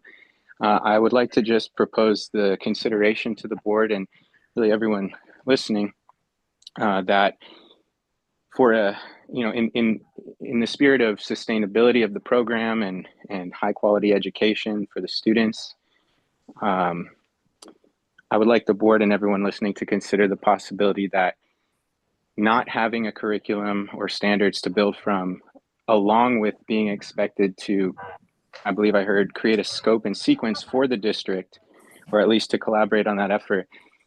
That's a couple jobs in and of itself. And so in terms of sustainability and having helped many teachers in the last 5 years navigate the struggles of this job, having some consideration, potentially an MOU or some additional kind of compensation for both of those jobs to both create curriculum and support a scope and sequence as maybe a department lead or someone doing an alternative evaluation project might engage with the district collaboratively of that nature. Both of those, or at least the department lead position, is compensated for that extra work that goes into those extra responsibilities. So just this consideration, again, the sustainability of the position. Burnout is real. Coming from a teacher who helps people avoid that, just a consideration I'd like the board to consider. Thank you. Thank you. Okay, so go ahead and why don't we start with Peggy? Do you want to start? We have to make a motion. Oh, I'm so sorry. Because this is an approval item, we need to have a motion to approve in order to discuss. Or do we have a motion? I move to approve. I can, what was the number? The Bishop R. program. 13A? Yeah. Do you have a second? I'll second. Okay, thank you, Michelle. Okay, Peggy, why don't we start with you? Okay, as we know, I'm a Bishop parent, and so the idea of something extra for my kids that might help them learn is super exciting. I want to know about the intended impact of the program and how it will be measured. I'm curious about how we can do culturally responsive programming that in response to our specific community that is over 50% Hispanic. I'm also very curious about how this teacher will be supported in providing these classes. I was at the I wouldn't say visit, but at the induction program thing, and one of the teachers who thought that she might be the one at Bishop was a new teacher, and to imagine like a second year teacher here at Bishop and expected to pull that together, I don't know how that would be done. So that's what I'm curious about. How can we do this well? So I think in packet review, I asked about culturally responsive teaching, and the response was, we will continue to use our classroom communities as the base for being culturally responsive. Planning and collaboration days will be utilized to ensure we're appropriately meeting the needs of individual learners. I also had, my question was like not thinking about the classroom community as much as the cultural identity of Bishop, kind of like developing and celebrating the overall community, right? Beyond like whoever may be in the classroom. Like, yes, the classroom community, like, you know, I like dinosaurs and someone else, but if I were Eileen, I would say I like dinosaurs, but I mean, I did like it. Anyway, you know what I mean? Like, you have your own interests in your area, and you have your own things that you're really into, and you're gonna celebrate that and make a classroom community. But I think the cultural responsiveness I was talking about, and what I think maybe you were talking about, was the Spanish speaking community, you know, that we've seen with like Danza Folklorico and other things. Like, how are we going to, in addition to like crossing over the content standards, how are we going to, I mean, this is a great opportunity for cultural exploration. Well, I'll speak to that, and I do want to clarify, while California does not have approved curriculum, we are looking to other states that actually do. And so we're looking at those curriculars to decide which of them we will be utilizing based upon who are we serving, is it culturally aligned the way it needs to, and the other elements that we look for, just like we would look for if it was a California approved curriculum. So I want to clarify that. In addition to that, one of the reasons, I want to go back to the beginning of the research that Bishop did with regards to the drama program. That was actually one of the reasons that why it kind of landed there, because the drama has the capacity to embrace all the uniqueness that comes, both in language, culture. I heard some comments with regards to special needs. It affords an opportunity to be able to do all of that. And working with the teacher, we are working with her, we're working with the county as well, because they do have a lead at the county for performing arts, and so we're building that network. In addition to that, we have been in collaboration this past year, more so around music, but nonetheless in collaboration with the high school as well. So there is a plan to kind of create a network and support the teacher who's doing that, and have the work that we're doing meet standards, meet the intent of why we're doing the drama program at Bishop, but then in addition to that, let it be reflective of who we're serving, basically. So there probably will be significantly more around elements of the Hispanic Spanish communities that are at Bishop, but the idea is to have students do more of that. And the other benefit of that is both the music and the drama actually levels the playing field a little bit more for some of our newcomers, because a lot of the songs that they're learning and some of the productions and things that they would be doing would be something that actually all students are learning. So some of that learning curve that happens when students are doing some of the academic work and they're newcomers, actually these particular areas actually level that playing field for them. So those are just some of the elements on how we see that happening. I do want to be very transparent. No, we don't know how to do this. Why? Because we have not done it.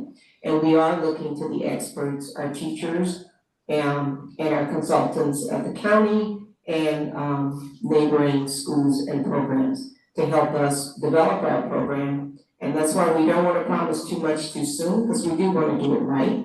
And we're starting slow, so we can start slow and then go fast. So those are some of the ways by which we plan to do that. Peggy, did you have anything further you want to add right now? No. Does anyone else want to speak? Oh, yeah. So, I wanted to say that I'm very excited that we finally get into this. I think since I was running in 2020 for the first time, I think I went to every school and I started knowing about every school. I even talked with Ben, and this was an idea that was floating around. And then I talked with Mike, and this idea of making it performing arts focused school has been going around for a long time, and I've been very passionate about it. And I'm so happy that finally we are at this stage and we're going to start with this. I am it is a shy start, I think, but probably because of many circumstances and budgeting. Is that shy? I was, imagining so many wonderful stuff and orchestras and choirs and theaters and costumes and all these amazing things that are happening tomorrow. But I suppose we have to start somewhere. And I am expecting a lot. I am expecting that these kids win national awards in choir and go to Broadway and play things. And I mean, minimum that, okay? That's where we're putting the bar. So I am expecting a lot, and I hope that we can deliver on this. FYI. Okay, Yeah. Yeah. Okay. Evelyn or Michelle? Michelle? So just kind of echoing a few people and then following up on a couple of the questions from community.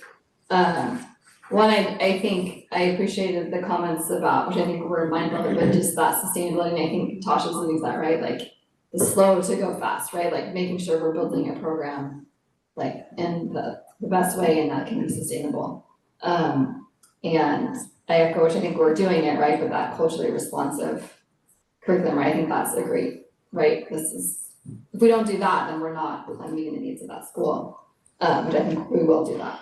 And then I just, a couple of questions, Tasha, you kind of, this is from some of the questions from the community, I think you kind of alluded to it, but that space of how, so I don't know if it's Tasha or for Tara, but how special ed is incorporated in this programming.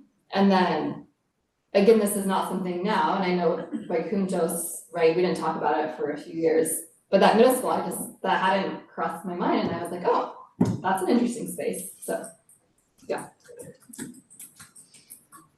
So I think there's so far 4 board members. I don't know how Evelyn feels, but we're gonna get to Evelyn in a minute, but I think 4 of us feel very strongly that that cultural piece is like critical, and like maybe that would be something to push more upfront when as you're doing the planning and communicating about the new program, because that's the part that is really exciting for me, like in terms of what I think would really engage the families and, you know, strengthen student, you know, well-being and just be very supportive. So I think there's a lot of opportunity there. So I wanted to point that out. But yeah, I think special education will, so let me be specific because no one ran up to the podium yet.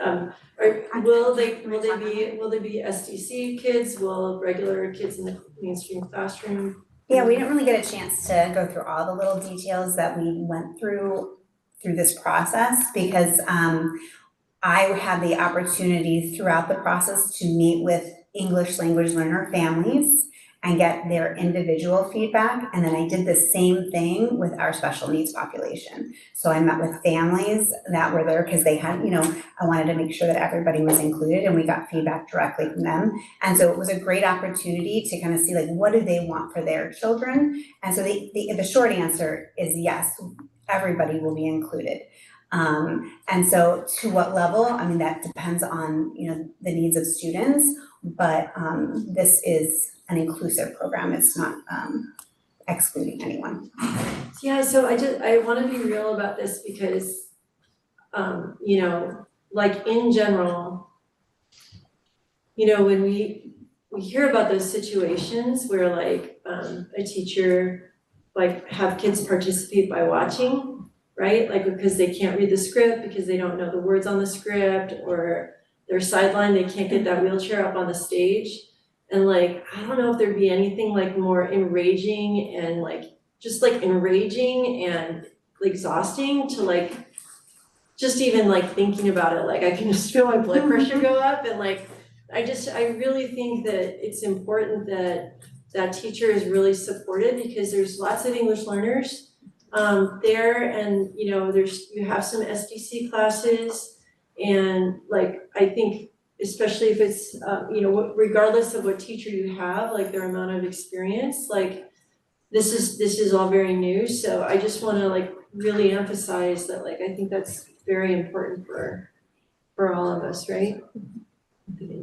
Ellen or Michelle, do you have anything else, or did your questions get answered, or did she answer your question? Okay, Evelyn? I'm just really excited for the program for Bishop, but I'm also thinking about what everyone's saying about special ed students and EL students.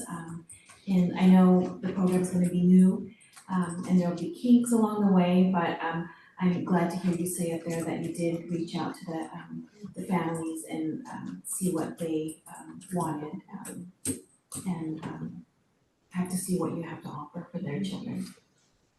Yeah. And all of them were very excited and very much on board. I don't think we got one person that said they didn't want it. So. Great. And you know, anything else, Evelyn, or I have another, or do you have something? Oh, well, I wanted to loop back to Prop 28. Okay, so go ahead. So I just also wanted to say regarding curriculum, like we have had music and drama teachers that were hired by the districts for the last year, and like that we don't really have a curriculum lined out for that. Like I'm really hoping that whatever we come up with Bishop will get pushed into the rest of the district as like a learning opportunity, because like, you know, boomsticks along to videos for a long time, or, you know, just like redoing like mini lessons. Like, this is an opportunity for us to like grow and hopefully like work at the district level, like building a curriculum for an arts program. And then I just wanted to say, like, there was that question, you know, like the board never had an opportunity to like weigh in on the idea of moving away from visual arts, and I understand that that was a decision like made by Teaching and Learning, and it's their prerogative to like make it. However, it's something that impacts so many people, and like for me, I know like when I was teaching 2nd and 3rd grade, I was super into visual arts, right? Like, not like bring it on, but singing, no way. You'd have to go to Miss Burns and like she'd have to have her guitar out, you know, because there was no way I was gonna sing. Like, I am not a musical person.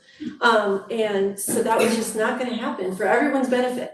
And so, but like kids love to sing songs. So like, you know, you pair up with other teachers and things like that. So having starting arts where they come in and like kids could get their groove on, they could do their little dancing, which is also not something I'm terribly talented at. Or they could sing, you know, they would like learn all these things about musical notes, and I'd be in the back like trying to learn as well. But like that was like such a, you know, they're such generalists at that age. I really hope that like, you know, we could, if that is the contract for next year and that is the decision, I think that whether it's starting arts or whether it's like other arts programs that are not funded through Prop 28, we should have a holistic conversation about the arts for next year. What are the other programs that are not covered by Prop 28 money? Are they just at some schools? And we should have that conversation, but I do wanna say like for the public that the reason why the Prop 28 information was in here was because we were concerned that, you know, like we had heard that like maybe Bishop was going to be affecting the other schools, but it sounds like there's been changes happening with starting arts that we are just learning now as well. So I think we'll be agendizing this for the fall. We'll have a new superintendent, and we'll all learn together about how we can work on communication and engaging families in these decisions that impact a lot of people. Like that would be my preference. Does that sound okay? I want to apologize to the people who went to the roundtable and who felt disrespected by having this on as part of this agenda item. That was not the intention. So I personally am very supportive of this. I think that I worry that we are under supporting it a little, that maybe that we're gonna be building the plane while flying. So I'm a little nervous about that. And again, I would hope that it would be somebody involved who's extremely culturally responsive, wish list out there would be multilingual, really excited about developing the program and fully supported by the district, with maybe additional support at times. It sounds like you have something lined up. One thing I asked about in packet review is the performances. I understand that year 2 is when you're planning to have more like larger performances, but will the performances be during times when families can't attend? Yeah, I think year 2 is going to be more classroom performances. And so, again, the plan is still being outlined. That's just generally, but like our normal performances, like for our musical, have always had evening times. And over usually 2 nights a week. When we have our musical performances, usually in the springtime, they're always in the evening so families can attend. So, but the performances, is think that's that's during the day because it's with the starting arts teachers? That is correct, and that's at the culmination of their 12-week programming, just for them to for families who might wanna come in, see what they're doing, they can come, but it's really for the kids that just wanna celebrate what they've learned, do that and have kind of that initial opportunity to kind of show off what they've learned, basically.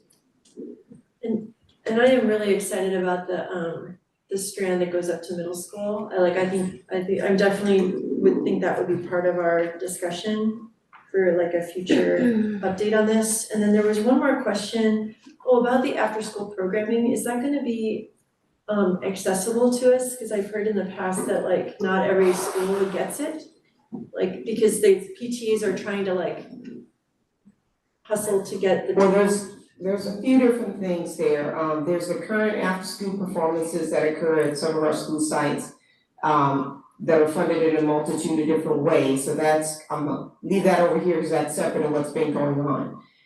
The after-school that we're speaking to is working with Starting Arts of what could they integrate for us after school across all of our programs. And so that's in addition to whatever the school sites are budgeting as a part of their school budgets and some of the performances that they're currently doing. So this would be in addition to that, to see one, what they have capacity to do as an organization, and then also what we have space within the classrooms and numbers that we could actually be able to offer at each school site. So we have a few variables that we're working with. Peggy, last Okay, comment. Then we're gonna probably wrap this up pretty soon. Yeah, just a Yeah, time so- check, we're getting close to 9 o'clock and we have a big agenda. So confirming that we are agendizing Prop 28 something. Well, I think probably Prop 28 as a money bucket and update, but also maybe the idea about the arts generally. So I don't think it should have been nestled in here, and I understand why it ended up that way, but I'm feeling some frustration because in our April meeting where we did little stickers about what we felt most strongly about, there were 6 little stickers next to comprehensive arts programming. And of course, like we're hearing that from the community, people are pulling together a roundtable and having 50 people join us here to talk about arts programming. I'm hearing the frustration from the PTAs because they don't know how to proceed with what should they even try to go for next year because we're not sure what's happening here at this level. And so I feel like I have failed to the community because I wasn't able to communicate that with them. And I feel like that is something that we need to work on here at the district, this communication, the accountability, involving the board. I mean, our role is to provide direction. Am I not right there? That is correct. That is. Our direction was 100%. comprehensive arts programming, and when we take out 2 out of 4 modalities, like you can have dance and music, or you can have, you can't have visual arts, but you can have maybe drama and music. That's not comprehensive. That's not comprehensive arts programming. And I'm very scared that we're just widening inequities here because some people can take their kids to like drawing classes and some people can't, and public schools for helping those that can't. So I just wanna interject that what we're doing right now is way more than what my kids got at Ellis. So my That's- kids, it is. It's not the point though. I know, but what I'm saying is we are doing more than we were previously. We're not doing can't- enough. You can't always do everything, but like, let's look at the things and let's celebrate and move forward as opposed to attacking. So I would just say that like, I think I understand and I appreciate your frustration. And, I think that every time we're trying to move things forward, that it's extremely uncomfortable and challenging because we have to talk about what didn't go well, right? So,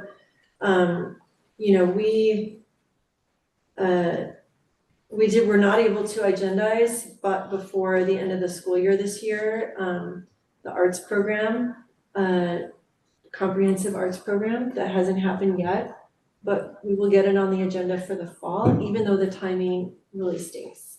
I think there's just some frustration because we are not just another focus group, right? Like we are supposed to be partnering to set direction, and sometimes it doesn't feel that way. But I think that we have to plan for what's next, because we did run out of time this year. We had a few other things to do with our time, right? With our focus, and so, you know, I apologize that we could not get it on the agenda in time for everyone's plans for next year. I would like to add one more comment, in clarification of language that we're using, just so that we, as teaching and learning and school leaders, know what you mean when you say comprehensive. Comprehensive does not necessarily mean everything, so whatever our direction is, I think we felt like we have been following the direction that the board has given us. And so if we have not done what it is you thought you asked us to do, then you're right, there is a communication problem. So I would definitely appreciate clarity around what that means to the board and what your expectations are, so that the teams that are working have clarity about the work that they're doing. Okay, But maybe not tonight. No. Because this is about the Bishop program. Yeah. And I think we should approve that, and I think we need to move on with the agenda. And I think it should definitely be agendized. I already put it on the list for early in the fall. That'd be my recommendation. Yeah, and just for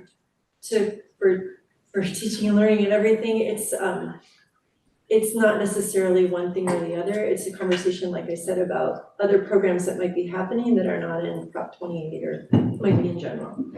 Okay, so let's vote on the Bishop Arts Focus. All those in favor, please say aye. Aye. Chair votes aye, and the motion passes, and we're very excited. Cannot wait. Cannot wait to come out and see some little informances and performances. We're gonna take a 5-minute break, and we will come back at 9:05. Thank you for your patience and for your participation.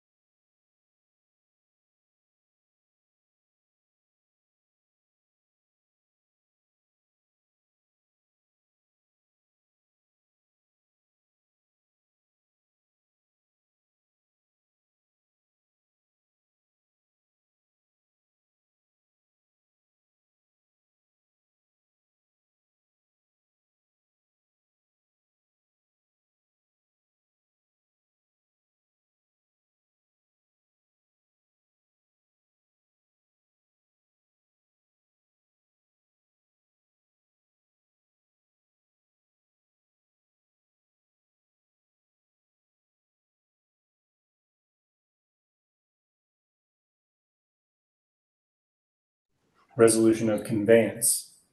At that time, we'd take everything in the county recorder and we would have an easement dedicated to PG&E out at Lakewood. Great. Okay, so we're gonna move to public comment. I don't have any cards here. Is there any member of the public online who would like to speak on this item? If so, please use the raise hand feature now. Okay, seeing none, can we have a motion to approve for the purposes of discussion? I move to approve the adoption of resolution R2525. Do we have a second? I second. Thank you. Okay, board, first, Ms. Burns, thank you so much for all the work on this. Thanks for the clarification and with the bigger drawings in the packet. It was hard for me to visualize on the small drawings, so thank you very much. Board, any discussion? Questions? The significance of approving this is so that we get utilities to the site. Correct, and not approving this would potentially put the critical path of the project completion in jeopardy, and ultimately that would be on us and City of Sunnyvale, so we don't want to put ourselves in that position. That would be bad. Mhm. Okay, board, are you ready to vote? Yes. Great, all those in favor, please say aye. Aye. Excellent, chair votes aye, motion passes. Well, thank you. Okay, that was a very fast item. Very exciting. We'll take it. We go home. Okay, all right, this is a fun one. 13C is a verbal summary of the compensation package offered to the superintendent, and that is me, Bridget Watson, board president. As I mentioned in my write-up, the board is extremely grateful to the Sunnyvale School District community for being an invaluable part of the superintendent search process. We carefully read responses from 966 survey participants and 29 focus groups, and we incorporated the community's collective input into our job description, interview questions, and evaluative discourse. So we really believe that we have found an experienced, transformative educational leader in Dr. Gudiel Crosthwaite. He is deeply committed to equity and a vision for improved outcomes for all students, and we look forward to partnering with him to serve our students so that each and every one of them can reach their full unique potential. So, per Government Code Section 54953, the Brown Act, it requires that prior to taking our final action, which is voting to approve his contract, we need to orally report a summary of a recommendation for the final action of the salaries, salary schedules, or compensation paid in the form of fringe benefits of a superintendent. So the summary of what we are offering to him is as follows.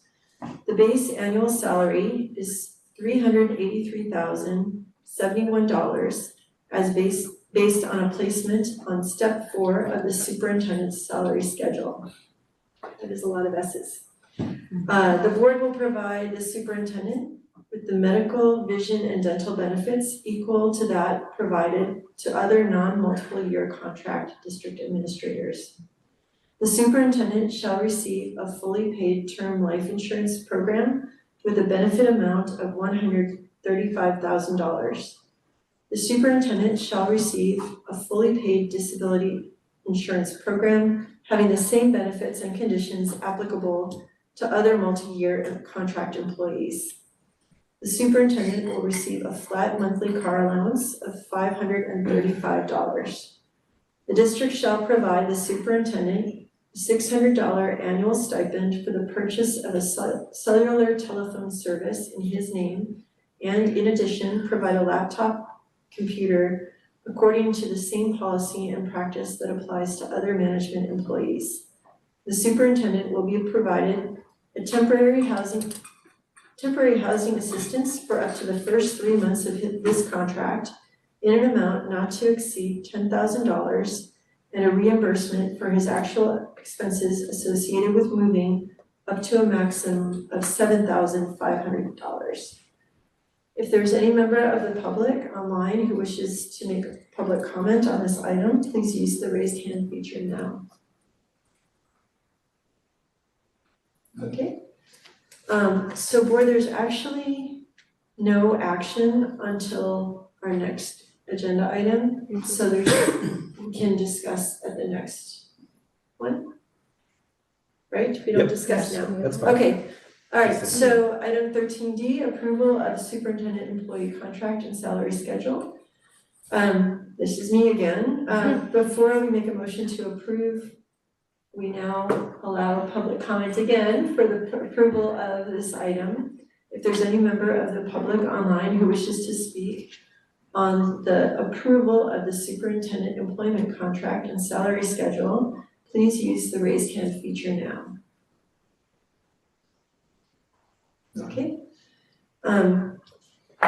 So board, we need a motion to approve the contract for the superintendent and salary schedule for the purposes of discussion.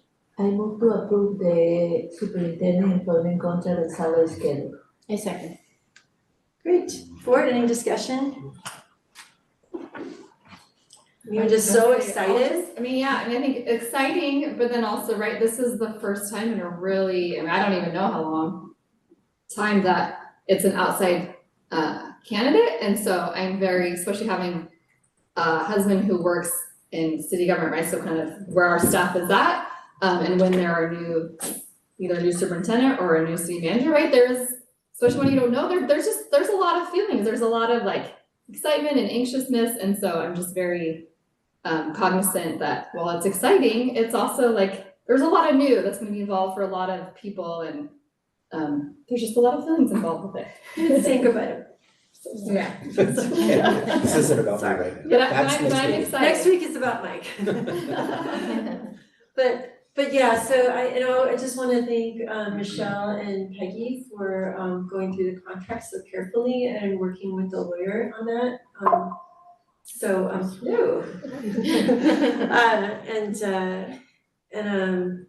Even though it is change and change is difficult, I think that it's a great opportunity right now for the district, and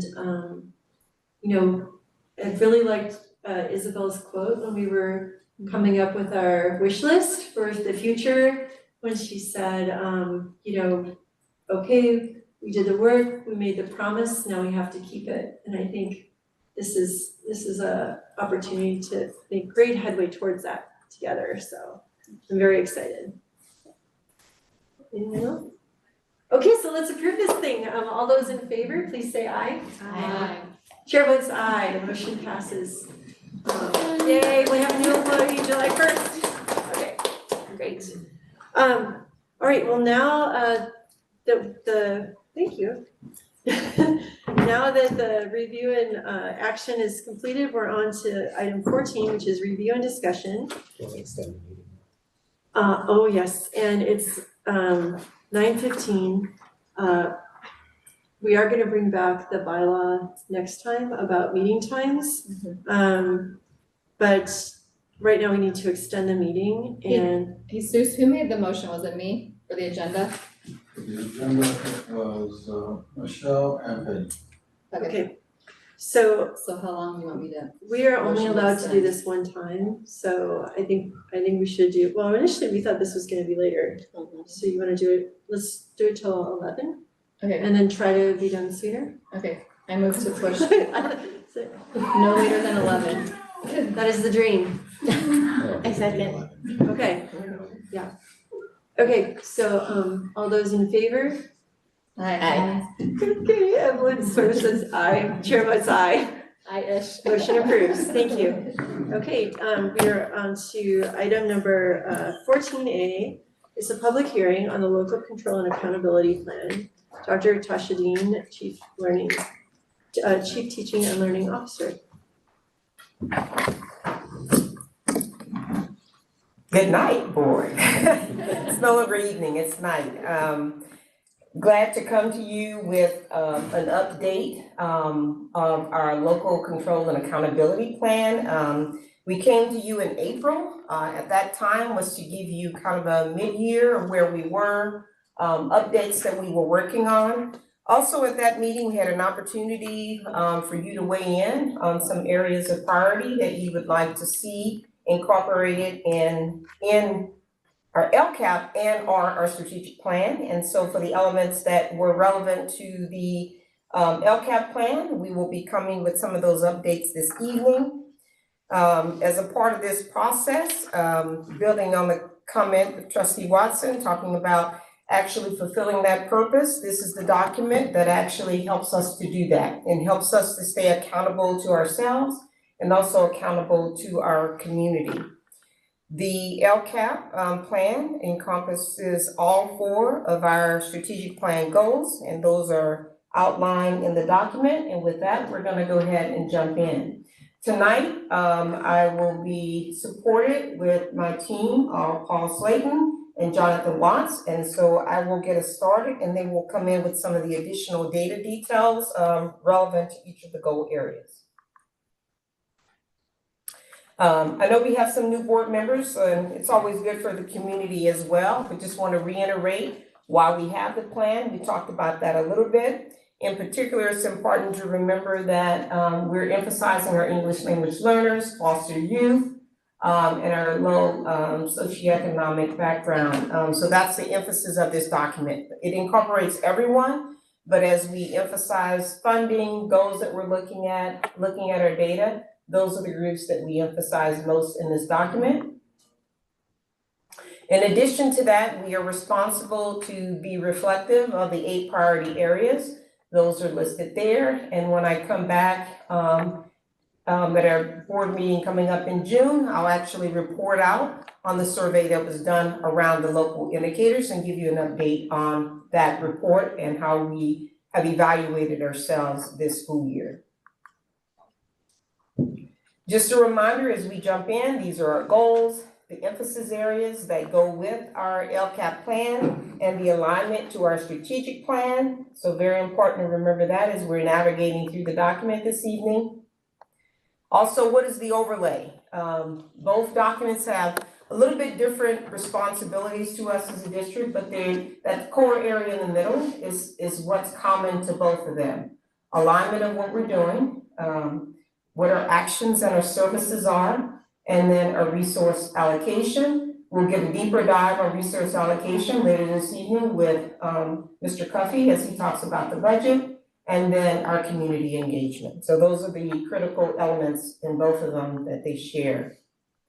Before we jump in, I want to also give you some additional critical information so that you know. As a reminder, the LCAP is a dynamic document, not static. So since you've received your document, there have already been changes. As a reminder, we are collaborating with the county, and so they're reviewing our updates and recommended changes. And so there have been some changes. There are a few that I wanted to highlight before we get into some of the information. One of which is, I think it's on metric 3.4. Goal 3 to kind of highlight that there's been an update in that particular area, and we'll speak more to that, but it's a small update, but it's been an update. We actually had given you a list of the actual parent education list, but that is not the metric. The metric is how many are you actually holding. So we made that change. And then the other one is on goal 4, page 83. I think in your document, you may not see the update regarding the material differences. The material differences line is on beneath the goal, beneath each goal area. And what that particular line is about is when you look at your budget, you said you were going to spend so many dollars for a particular goal. If you had a change within whatever you proposed that was greater than 10% or at 10%, you needed to clarify why that change actually occurred. So the other areas don't have that, but on for goal 4, there is a material difference change, and so that will be noted and outlined. So where would that be in the document? That would be on page 83. And if that note is not there, I will be emphasizing what that is. And that was actually one of your questions in your board questions that you had. We clarified it there, but I wanted to correlate it to where it is in the actual LCAP document. And then the other area I wanted to emphasize with that was that variance. Basically what happened is we shifted personnel, the cost of personnel to contracts. And so by shifting that, it made that 10% variance. But if you actually look in the entirety of the entire document of what we're spending, it's actually only a change of about 0.75% increase.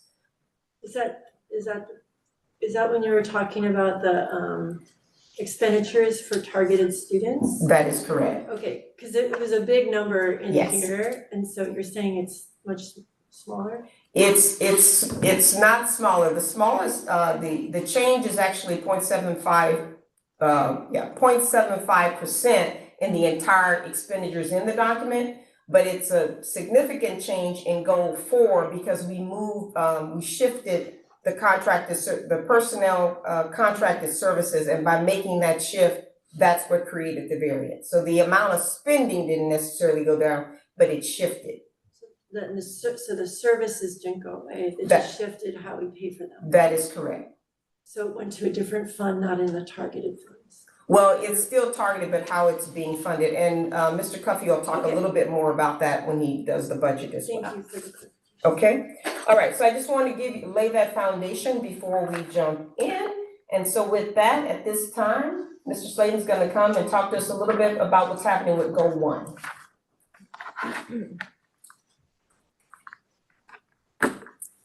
Thanks, Dr. Dean. We didn't want to do comprehensive every single action and all the elements in them. Wanted to skip across things that seem to be working well and areas of growth.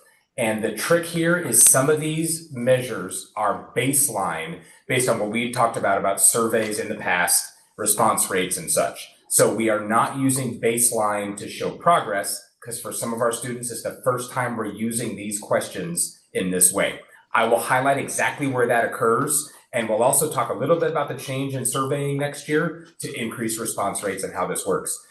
Very first one, this is, I took some of Brant's numbers, and he said, yes, help yourself to these wonderful numbers. We did allocate bus drivers differently this year, and I'm gonna click to the next slide in a moment to show the decrease in absenteeism on targeted students, because it's remarkable. Moving on to action 1.2, targeting staffing around behavior and mental health roles. This has so far had mixed success. Some of the success is not going to be able to be measured until that second year because we're in a baseline year of looking at how this is going. We'll talk in the next slide about the actual metric. Mental health support may be improving school connection as we move social workers and counselors to helping students feel what we had talked about, internal ownership of their school experience. Behavioral roles that we've put in place are having a mixed impact, and we'll talk about what that means on the next slide as well. Working to increase response rates with our surveys. This has been a problem for 3 years post-COVID using Panorama, which is a really good tool, but it's a window-based survey, meaning a family can take it twice a year, and it is broad surveying. There's no micro-surveying option. And so when we have it, sites push, the families know it's coming, the students know it's the same survey twice a year, and we'll talk about how we hope to adapt that to get more response and hopefully more frequently. Action 1.4, this is significant. We have been doing a lot of parent engagement. We've seen parent engagement events have a lot of attendees, and we've seen totally broader publicity with fewer attendees. What has not come from parent engagement was the plan, which is long-term functional relationships with underrepresented family groups. We want ongoing, how are we doing as a district meeting the needs of the Hispanic Latino community, the African American and Black community, and so on.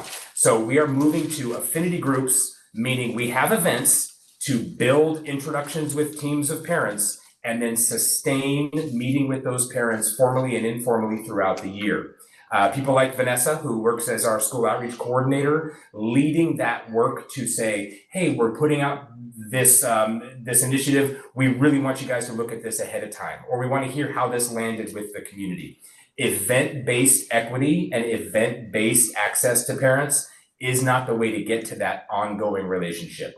A micro piece of that is the English as second language classes we've done for this past year. That was a large group of parents that we were able to go to directly when we had the immigration concerns in February to say, what is it you guys need? And we had an existing connection with them because of an event, but we don't use an event to get feedback from families. We want to have that ongoing, the ongoing way of doing it. It makes us more vulnerable, which is going to be difficult, but it does seem to be the direction we want to go as Sunnyvale, where we actually authentically are going to underrepresented people and saying, how is this working for your child? Not just, hey, can you give us a thumbs up on this plan?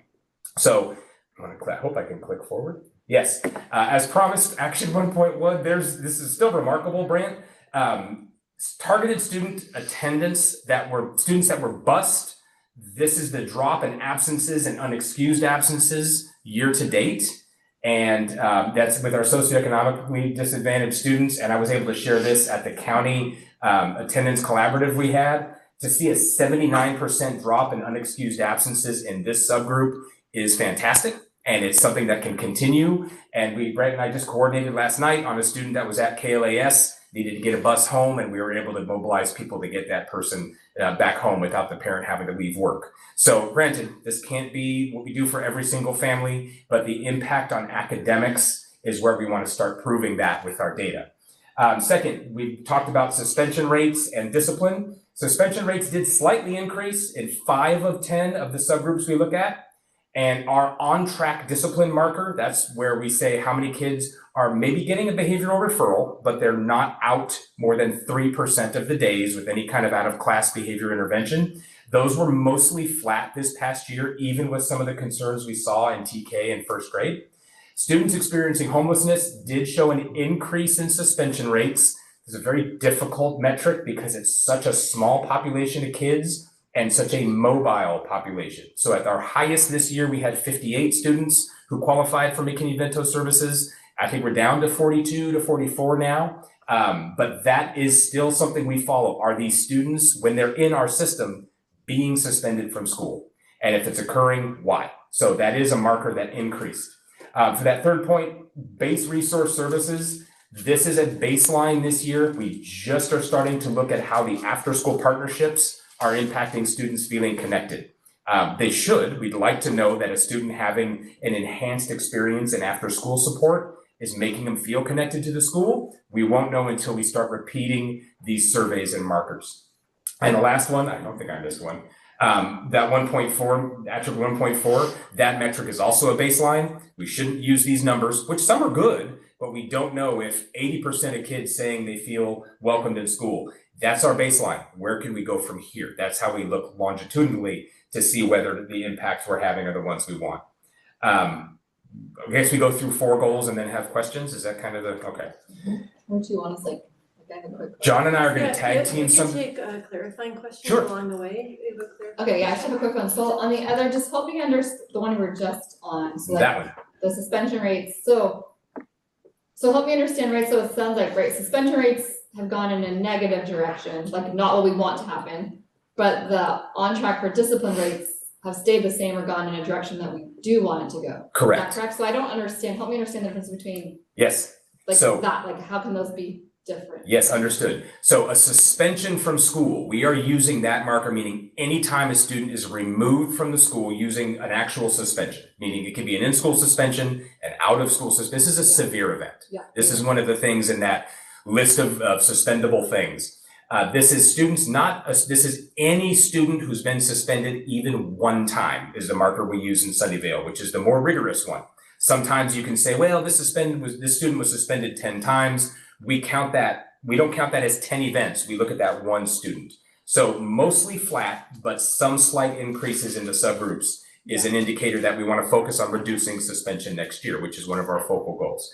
Different than a discipline referral. You're the teacher, you have your process of dealing with discipline in the classroom, and a student moves through that entire process of you doing reminders and gentle reminder visual cues, and you need them to take a break outside the classroom or talk to a social worker or administrator. That is a behavioral referral. And that's a student that, meaning that one day, they received a referral and had to leave your classroom. Most of our when a student goes beyond 3% of their total days having one of those, that's when they're not on track for discipline and we start paying a little more attention. That being flat is a good number. The suspension rates increasing is a bad number. Yeah. Thank you, understood. Thank you. Quick question about Yes. the McKinney-Vento Mhm. students. So you're at 40-something now. Yes. Is that group is quite transient? So the kids that are 40-something now, like they weren't necessarily with us in the beginning of the year, they could be a different 40 Bridget, they in could. theory. They could. Now, we have a So- pretty, I'm sorry, I cut you off. No, I just, Yeah, to address this, what we do in the front is check with families now. Are you returning? Can we set this up for you? And then we do a secondary check in July, because at that point, we'll find families have moved or found permanent housing, even though we keep them through the year with McKinney-Vento qualification, or we'll have new families that didn't quite know that they could get the services. But that question is, are these the same how many of these 42 were here day one of instruction is an excellent question. And we don't track them that way. We have so many in and out that some of those students have been and some have not. Thanks. Sure. I moved to goal 2. Okay, goal 2. Just very briefly, we do have our social workers. They're our champions on campus of equity, directly addressing student needs, looking for the barriers and hurdles we've talked about. They connect to resources and they advocate for support. This is what we're doing with that action, measuring that action's impact on a kid feeling connected, but doing better in math and English. That is where we started looking now. So we're in the baseline year there. John, do you want to talk about the arts teacher or do you want to wait till? It's just a brief blurb about the art teacher coming in.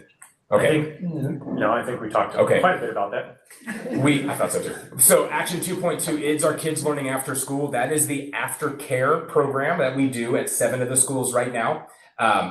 These are the people that are working with the vulnerable students that qualify for aftercare, but also every student we can fit into that program that doesn't qualify. So we open these when we place the students that qualify for services. We open them campus-wide at each site, and we fill the spots immediately. We do reserve 10% of the spots, which is between 3 and 5 at each school. In case a student with McKinney-Vento services joins us in August, we want to make sure we can place them as well.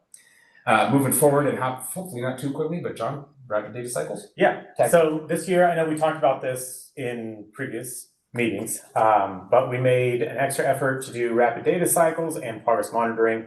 This year in math, that was through the illustrative math. I had the checkpoints and the end of unit assessments. And then in language arts, it was through the NWA assessments. And then also they followed up with the students that were placing below. So there was different criteria for K2 and 3rd through 5th. They followed up with the core phonics survey with them on that. And so that was a big kind of undertaking that we hadn't really done to that degree. The feedback that we got this year from teachers, I think as the year went on, they found the information they were getting valuable, but the amount of time that it took to input into multiple sources and multiple systems, not as valuable. And they were spending time doing that and not actually talking about the data and the students and planning. So we put together a team toward the end of the year, because another thing that we had heard a lot from teachers is they need some other like meaningful practice, like independent work that the students can be doing so that they can work both with small groups and also one-on-one. And so we put together a team to preview a few different online progress monitoring and online practice programs. And so we ended up out of that team, they recommended that we move forward with iReady. So we're going to use iReady next year, which also means we're going to have 3 additional diagnostics there. So we're going to have iReady at the very beginning of the year and at the end of the year. And then there's also going to be another one there in addition to the NWA benchmarks. So we should have spaced out quite a bit throughout the year. All of those measures also being able to measure K5, beginning of year, K5 to the end of year. That's also going to give, they also have other little things that we're just kind of getting to know it, and we just got some demo accounts that the teachers are going to be able to play around with and kind of familiarize themselves during the summer. And then when we get back, one of the first days is going to have a training with the rep coming out and getting all teachers set up on that. So looking forward to seeing that. And then the next point here is also our inclusion practices. So I know that at the middle schools, we've had co-teaching, and that has been increasing, and it's like a regular practice now. At the elementary schools, one of the things that I think Linda had shared with us is that they were piloting, I think, some new additions to a walkthrough tool. So the administrators have been doing walkthroughs through the different classrooms, but they're piloting, I think, kind of a revision is my understanding of the walkthrough tool to include more of a lens of like, how are we supporting students that have IEPs or 504s in the classroom. Another small or seemingly small shift that I think actually made a really big difference is on the technical side for our teachers that do resource. So when students go out of the classroom and go to their RSP or resource classrooms, we now have them all rostered or assigned in PowerSchool directly to them. So their whole caseload is there, which is something that we hadn't done in the past. But this gives them direct access to be able to see all of the data on those students, no matter what the grade level is. They also have the same login now. It allows them to log in the same programs as the classroom teacher. Previously, they had like maybe an admin login or something to be able to see multiple groups of students, and it wasn't as kind of cohesive as we wanted. So that was a big shift this year, and I think it made a big difference. Okay, and then the metrics for here. So our English, it's ELPI, our English Learner Performance Indicators, which is showing growth among the, if you take the 4 LPAC levels and then they break the level 2 and level 3 into a low 2 and a high 2, and then a low 3 and a high 3, they move into 6 levels. And so then the ELPI, that's showing the movement across those 6 levels.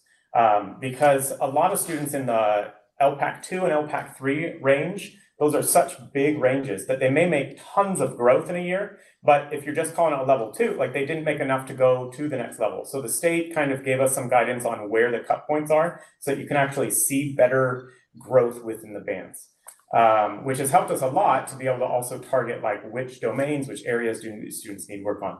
We're not seeing a huge progress yet. This is a little bit of a decline that we're seeing. The other thing that's a little bit hard in general, I think, when measuring English learners is that as you're reclassifying students and then getting more newcomers in, it's like a constantly changing group of students. And depending on the level that the newcomers are coming in or the influx of them, it might really easily, you gain a whole bunch of students that are around an LPAC 1, and you might have exited, because we did so well, you'd exited a lot that are reclassified that wouldn't be in that count anymore. So it's something that we're always looking at. It's not to say that we're okay with declining numbers, because we're not, but it is, taken a little bit with a grain of salt there. And then in math, I'm not sure what's going on with the microphone.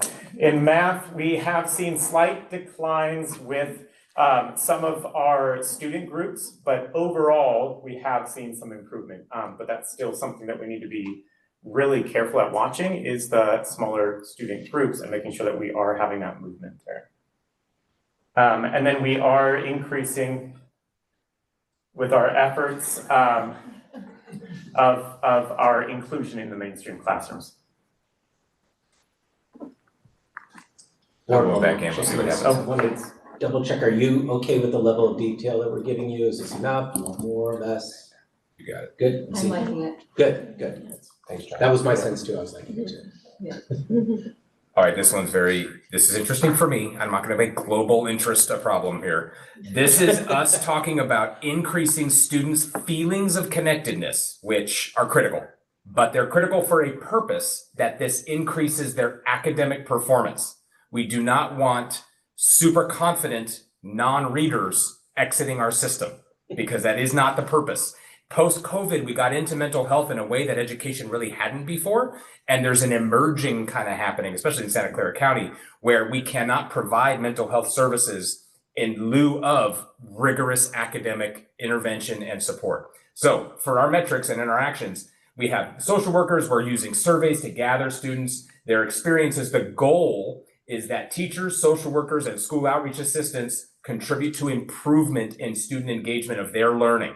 Not just engagement, feeling connected to their school and having a great day. We've got to mobilize that to academic rigor in the classroom. Now, that's already occurring, but making it explicit that we don't have positive feelings about school as a goal of our LCAP. The goal is that that gets leveraged into ownership of their education. In Action 3.3, again, this is that baseline I was referencing earlier. We're collecting data differently so we can compare down the road. Is what we're doing working for the academic output of the students? Now, obviously, we want social curriculum too, but it can't be one or the other. We have to have both happening. Finally there, the parent workshops. The goal here is that parents are guiding the development of what we're doing when we do like a parent night. No longer, hey, the district thinks parents need to know this. That's kind of the old model. This year, when Vanessa and her team were working, it was, hey, I need help reading my child's report card. How do I support reading in my home? How do I help my kid with math? Things like that were the asks from some of our underrepresented communities. So that's the direction that was heading. The metrics here, baseline year for students saying they have impact or influence at their school site. Again, very first year for that survey. Moving forward, we are using a different survey tool. It's the first time we're going to mention it. It's called Perceptions. And the company that does it is one of the many vendors we looked at. We'll talk in detail, and I want to show some screenshots of how it looks, where it comes, how a parent takes it or a student takes it. It's very different in that there are survey windows, but also micro surveying where we can say we want a check-in on where we are with mental health in 7th grade, and a representative group of parents would receive a survey within 12 hours, and we can get just a kind of grab of data instead of these massive data times in the fall and the spring. John, you want to talk about distance from standard, and then I'll go to the last one? Yeah, okay. So I mean, this one is pretty self-explanatory. It's the distance from standard that's on our California state dashboard. And this is just measuring how far away from meeting standard were we. I particularly chose this. In previous years, we had chosen local measures and different things like that, NWA or whatever we might be using. I tried when possible with some of these metrics to use things that is like publicly available on a state website. So that way, I feel like because sometimes when we use the internal measures, then the public isn't as easily able to kind of see. And this also, I thought, would prompt them to possibly look at the dashboard and then see what other, information is there. And then oh, nope, that's you. Yeah, this is just what Dr. Dean mentioned, the change in metrics to goal 3 that we didn't want to list. This was my idea. We listed every single event that every school did. And then the LCAP people were like, you're going to have to update those 50 data points every year if you formalize them. So we changed it to a baseline of total number district-wide, which is much more logical. I just wanted to show what the teams were doing. This isn't where we do that, apparently. Not in the formal document do you talk about the nights that the teams did. Finally, for goal 4, and John, I think this one's going to start with you. Yeah. Okay. So including our teacher voices, this was pretty apparent, I think, with our ELD pilot and then our ELA, SLA, ELD curriculum review team. And also the team we put together for the progress monitoring tools and recommendations. So we definitely heard loud and clear to include, voices as much as we can, building teams of teachers, bringing them to the table and getting them to review these things when we're making major decisions. Our bilingual para educators and teachers on special assignment are awesome and falls into that platform. I wasn't going to, but I can. Jesus is going to fix the microphone. Just keep talking, I guess. Subtle. And then if you talk louder, okay. Yeah, it'll pick up. Teachers on special, we've been doing this for a long time. We've used our special assignment teachers to target vulnerable populations. Thanks, Mike. Not just to use TOSAs to enhance academics for students that are already in success mode. We want to make sure we're aligned. When we do something special, it's got to align to the students of the highest need without ignoring students that are at grade level or above. So that's kind of how we're working teachers on special assignment. Dr. Dean, do you want to step in too? And these last 2 areas are our emphasis around mathematics and the work that we've done. Last year, we spent that year on that journey. We got a lot of feedback. This year, we took that information and we've actually been having intentional ongoing curriculum support for teachers, training, mini lessons, small group, a variation of that. And so we've continued that, and that's the work we did and we promised to do and we've been doing. And then this last area, we from last year to that feedback to this year was to have a supplementary curriculum for our newcomers. That has gone well with that pilot. We've gotten a lot of good information. We've provided a lot of professional development around English language development, not just for the pilot teachers, but for some of our other teachers as well. That's been appreciated. We do have a goal to continually increase how we are working with our multilingual learners generally across the board. And the better we can get with that, we're hoping this is our year to see a little bit more momentum because we've laid a pretty solid foundation. And so with that, we will look to our metrics. We have our reclassification of our English proficient students. As Mr. Watts talked about, it is a variable. It's sometimes difficult to keep up with because as you do a really good job and they shift out, a new group comes in, so it's a constantly moving group, but we do feel like there's been good gain and we are making some momentum there. And then with regards to our Hispanic student performance data, or English language arts, that information there, we saw some increases. We're still not seeing the level that we want to see, and you'll see some increases in one grade and decrease in others. So there's definitely some inconsistencies in our data, and we continue to kind of work through that. So we're on a good journey. We feel there's positive momentum, there's better communication, there's better skill development of our teachers, so we're moving in the right direction. So with that, we're going to jump to budget, unless you want some clarification questions between now and budget. Do you mean the next agenda item or? No, just within this The next budget. slide. Yeah. Yeah, okay, any clarifying questions for it?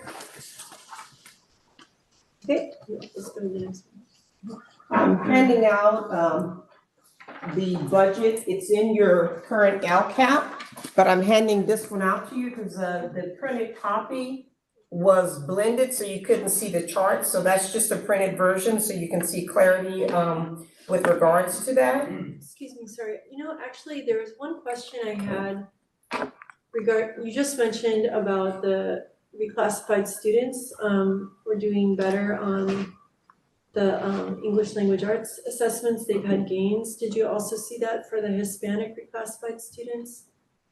Remember we were checking? We're seeing some gains, but depending on the grade level, there's inconsistencies. Okay, thank you. All right, so we talked a little bit about this at the beginning of the LCAP presentation, just talking about where we have some changes, and within that, we talked about some, but I'll just kind of go through that to kind of give you an update on that. Goal 2, significant change and focus in this particular area. This continues to remain our primary area where you'll see a lot of our academic ongoing programs in that particular goal, so you'll see how that's focused, and we're continuing to work on that. You also see a shift in the staffing, as we talked about, from the contractor base, utilizing our own staff, so that shift is a bit of what you saw there. One of those examples is how we're trying to support our KLES programming internally. So we've been reevaluating that, so that's a part of that shift. How can we expand that or do better within our current programming? So that's kind of shifting, a strategic shift in how we're running our program, so you'll see that shift there. And then also in Goal 2, priority areas that have been identified by the board and the community with regards to after-school programming is one of those areas that we will be emphasizing this school year, is trying to figure out the best way by which to do it. In addition, some of the accounting and reporting changes you'll see here with regards to our 10-month behavior technician positions, we kind of shifted the location of where those are being served.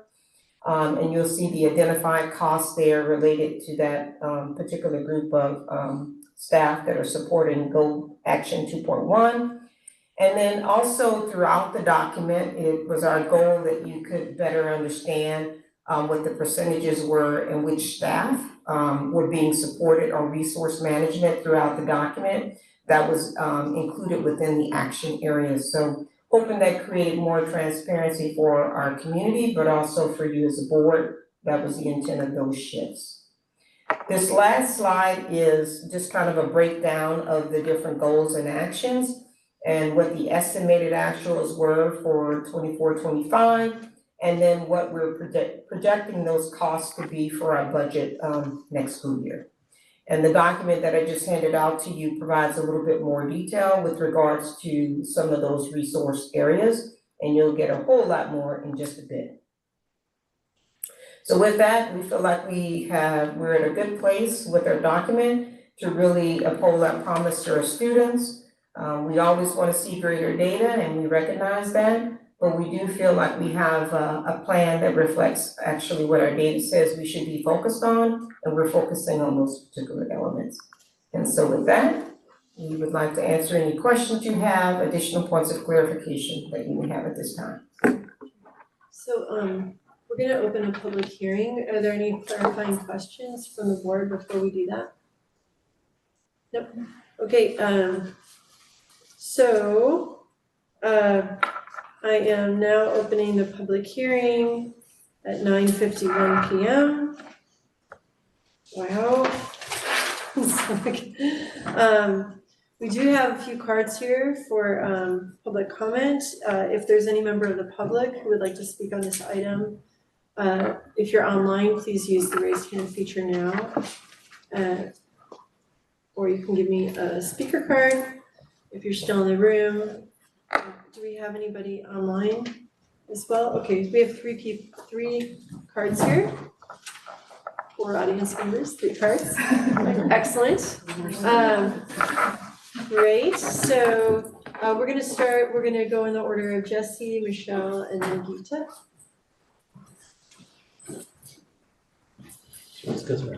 Thank you. Hello again. I am still Jessie Jarecki. So I promise to keep this very short since it's late. I just wanted to mention, one is I am not terribly surprised by the behavioral data because I have witnessed behavior being much poorer on campus this year. I've heard of first graders smoking. We've had bathrooms closed at Vargas. There are racial slurs and homophobic slurs, all sorts of things happening all the time right now on campus. It's every day I'm hearing about something. So my question is, if we're targeting behavior so strong as one of our goals, and the behavior is getting worse, when are we going to change how we are targeting behavior? Because to me right now, it seems like it's not working. Maybe it's starting a new program, takes a couple years to get in, but I'm curious, what point are we gonna change if this is the direction that behavior is happening on campus? The other point I wanted to make is with counseling. In the middle school specifically, they try to do counseling so that it doesn't always have the kid taken out of the same class, so they don't fall behind in any one particular class, which is a great plan in theory. But a lot of the kids who require counseling need routine and structure, and it can be incredibly stressful and anxiety causing to never know when you're going to be pulled out of class. And so what is intended to be a wonderful support for the kids becomes an incredibly stressful and horrible experience for the kids. So if we want to make those connections with counseling, I highly recommend at least having some schedule for the kids to know when they're going to come out of class. Thank you. Thank you. Okay, next up is Michelle Eugene. I'll try to be of global interest. I like that phrase, and other things that I've heard. 2 things. One, very happy to see Panorama going away, and I look forward to the new perceptions one because the data that is presented year after year from Panorama is so broad and decontextualized. There's no disaggregation. You could read that, the ones that were shared in the public agenda at any rate, you could read the Panorama data and draw some really crazy conclusions that I'm convinced are rather wrong or not reflective of reality, both positive and negative, and then not disaggregated by grade level. And so I would put forth a suggestion to all involved that whatever survey data is put forward that is representative of what parents and students have said, that it be contextualized or given in, disaggregate it to the level that it is appropriate. And I recognize that Panorama didn't necessarily allow that. The other thing is that I know, LCAP comes up every year. This is the job. I recognize that. But I feel a little bit of Groundhog Day every year. And I know some of you on the board have made this point in the past. Every year we come up, we hear the school's presentations, we see the data, And then, and we hear, we're doing this, and all really well-intentioned, very well organized, great work put in. And then the results don't change that much. We still have kids that are just failing academically, truly at a loss. And I recognize it may be different students from one year to the next, but overall, there's something going on. And so I would urge you in reviewing the LCAP and the actions and all these things that are coming out of it to ask hard questions, to look at the data that tells you a story that is a sad one, a frustrating one, an anger-inducing one, and then ask the critical questions of what can we do in order to really change what's happening.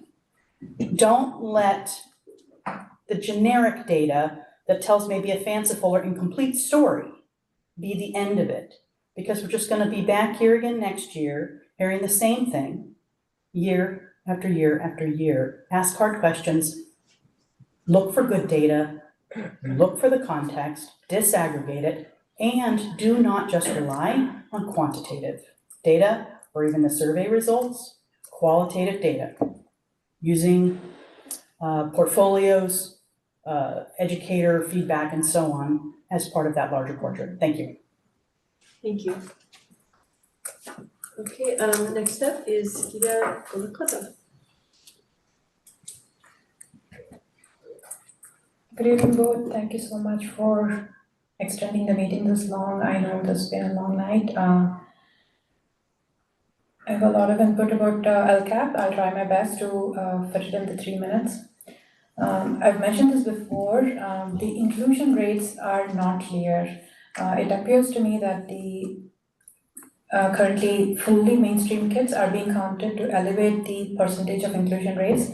This is a concern for me. It's not giving a clear picture of how many kids that are in SDC classrooms are getting mainstreamed, are getting extra inclusion time. Fall in math scores, as always, is concerning and expected due to the new curriculum heavily requiring kids' challenges with working memory is a direct cause.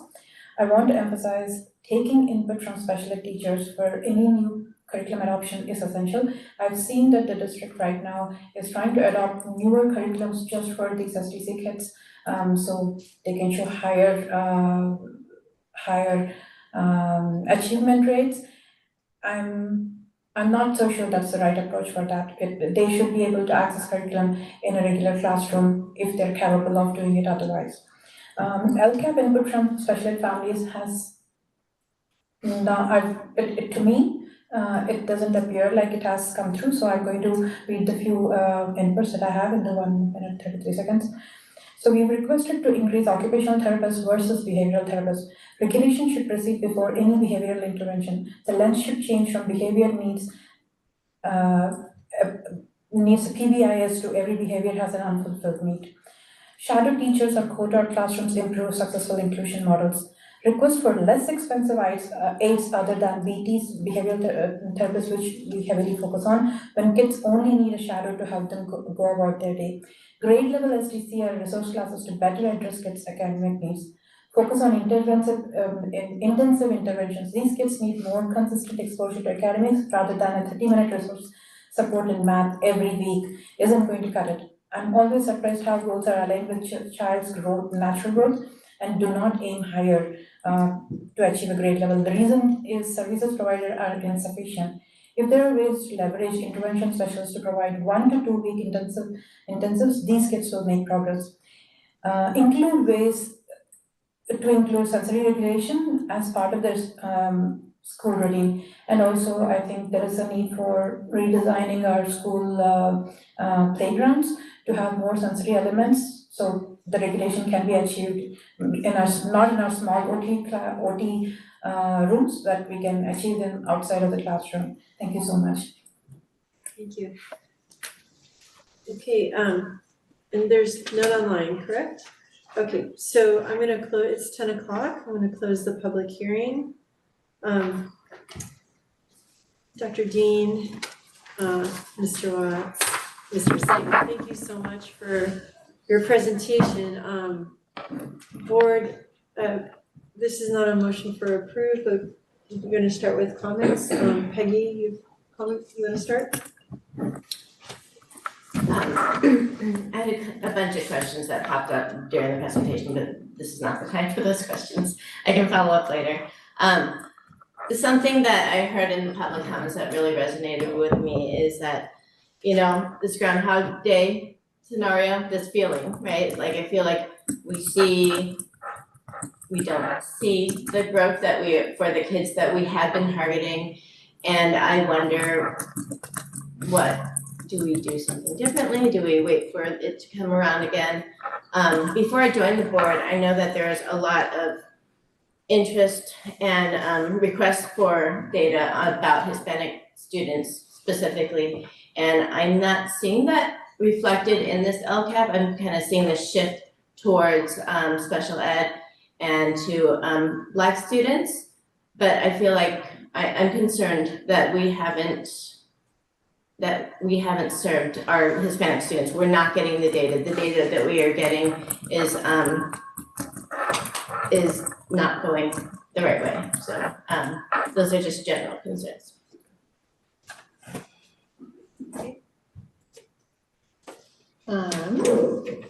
Thank you. I love kind of hearing some of the, right, kind of what we've been doing, possible tweaks, adjustments. And I appreciated, you know, doing both, right? Like sharing some things that are going well and some things that are not going well. So I appreciate that. One comment, I just thought that, which I saw that Paul was taking notes, but that comment about the special ed, right? A lot of this is true like in life generally, right? When you solve one problem, it often creates another problem, right? And so I think we can't always be aware. So it's helpful when people share that, and I think a note was made. And then this is probably not very important. I just made a note when we were going through some of the first, it was either in the ones or in the twos, and it was the term behavioral roles. And then I thought you were gonna circle back, and you maybe did, and I maybe just missed it. Is it important to know what that term means? If it's not important, then I don't really care. I do think it's important for understanding what they do. So like we have behavior supervisors who oversee the behavioral program of a site, a student. Also, roles is meaning all the different people, positions in that space. That Okay, is correct. Great. That's good. Okay. I just didn't know like what the phrase was. That's okay. No, it's a good question. That's it. Thanks. Isabel? Sure. Well, in general, thank you for making the plan for next year. Again, we're always trying to be optimistic about what next year is gonna bring. In general, I know that we're not looking at the data today, we're looking at the plan for next year, but it still is also a little depressing that this year we don't seem to be moving forward and we keep doing the plan. I do have the question, the only one that I'm thinking right now. For the last 2 years, we talked a lot about trying to give more instruction, extra time in the afternoons, and so there was a movement towards that, but then something happened and then we couldn't give the math. I think we were trying to do, how is it going with the after school into the plan? I know that this year again is into the budget. What is the plan of instruction after school for the kids to extra support? Okay. So just to talk about this year. This year there were more tutorials after school. Tutorials, just to clarify, is if a teacher is willing and wants to provide additional support to their classroom, then they're able to do that, and there's a process by which to do that. So there's more of that, and we definitely have seen improvements with those supports when they're happening classroom to classroom. As far as our progress, based upon the feedback that we've gotten, we're looking at how we can blend funding so that we can incorporate more after-school supports for students. Right now, based upon our budget configuration, we're not starting out the gates next school year at every school site with the dedicated after-school interventions. We are going to be starting with 5 school programs. Those will be Bishop, San Miguel, both middle schools, and Vargas. And that was based upon school data, Hispanic program, special needs, low socioeconomic, and some other variables. And so we will be looking at what they're currently doing, and what we're trying to process is how do we either provide it through KLAS programming, or is there a way to do it through KLAS programming in addition to additional students? So right now, we're trying to figure out what can we sustain based upon the budget that we put in place. And that's what we're currently working on. We're also trying to collaborate with different vendors and the city of Sunnyvale on how we can maximize on what they provide, maximize on what we provide, blend the two together to come up with hopefully a program that we can intervene the way we want to. Right now, our emphasis would be on English language arts, mathematics, and then we want there to be extension, because the reality is, even though some kids may not be doing well, they have been in school 6 or 7 hours already. So we want to be sure there's an opportunity for them to just kind of breathe and learn and be excited to be there. But at the same time, we know no matter how good our first teaching is in the classroom, there's some students who are just going to need more. And we're trying to figure out how to give them more in the right after school. So whether it be an hour a day, hour and a half, 2 hours, whatever, that's what we're working through now. But those opportunities will be there at the start of next school year. Evelyn? I just want to say thank you for your presentation. And the word that I didn't like seeing in the slides is the word decline. And I'm sure we all feel that way. We're all tired. And I agree with our speakers that I hope that that we move forward and that we make a difference for the children, because we want them to be successful, but not just in school, but in life. We want them to be joyful. And so I hope that we find a way to move forward and not have decline, but success, and for them to move forward as well. Absolutely. Okay, so I wanted to bring up I have a concern about, in the whole document, I have a couple concerns. One is in the opening narrative and like when we're stating our goals, we've no longer calling out the interest in Hispanic students, on like supporting Hispanic students. And like Peggy said, I saw a shift to special education as a focus and the African American and Black students as a focus. And I'm not opposed to those being focuses, right? Like, I think that's great. That's what, I mean, like, we're here. Sorry.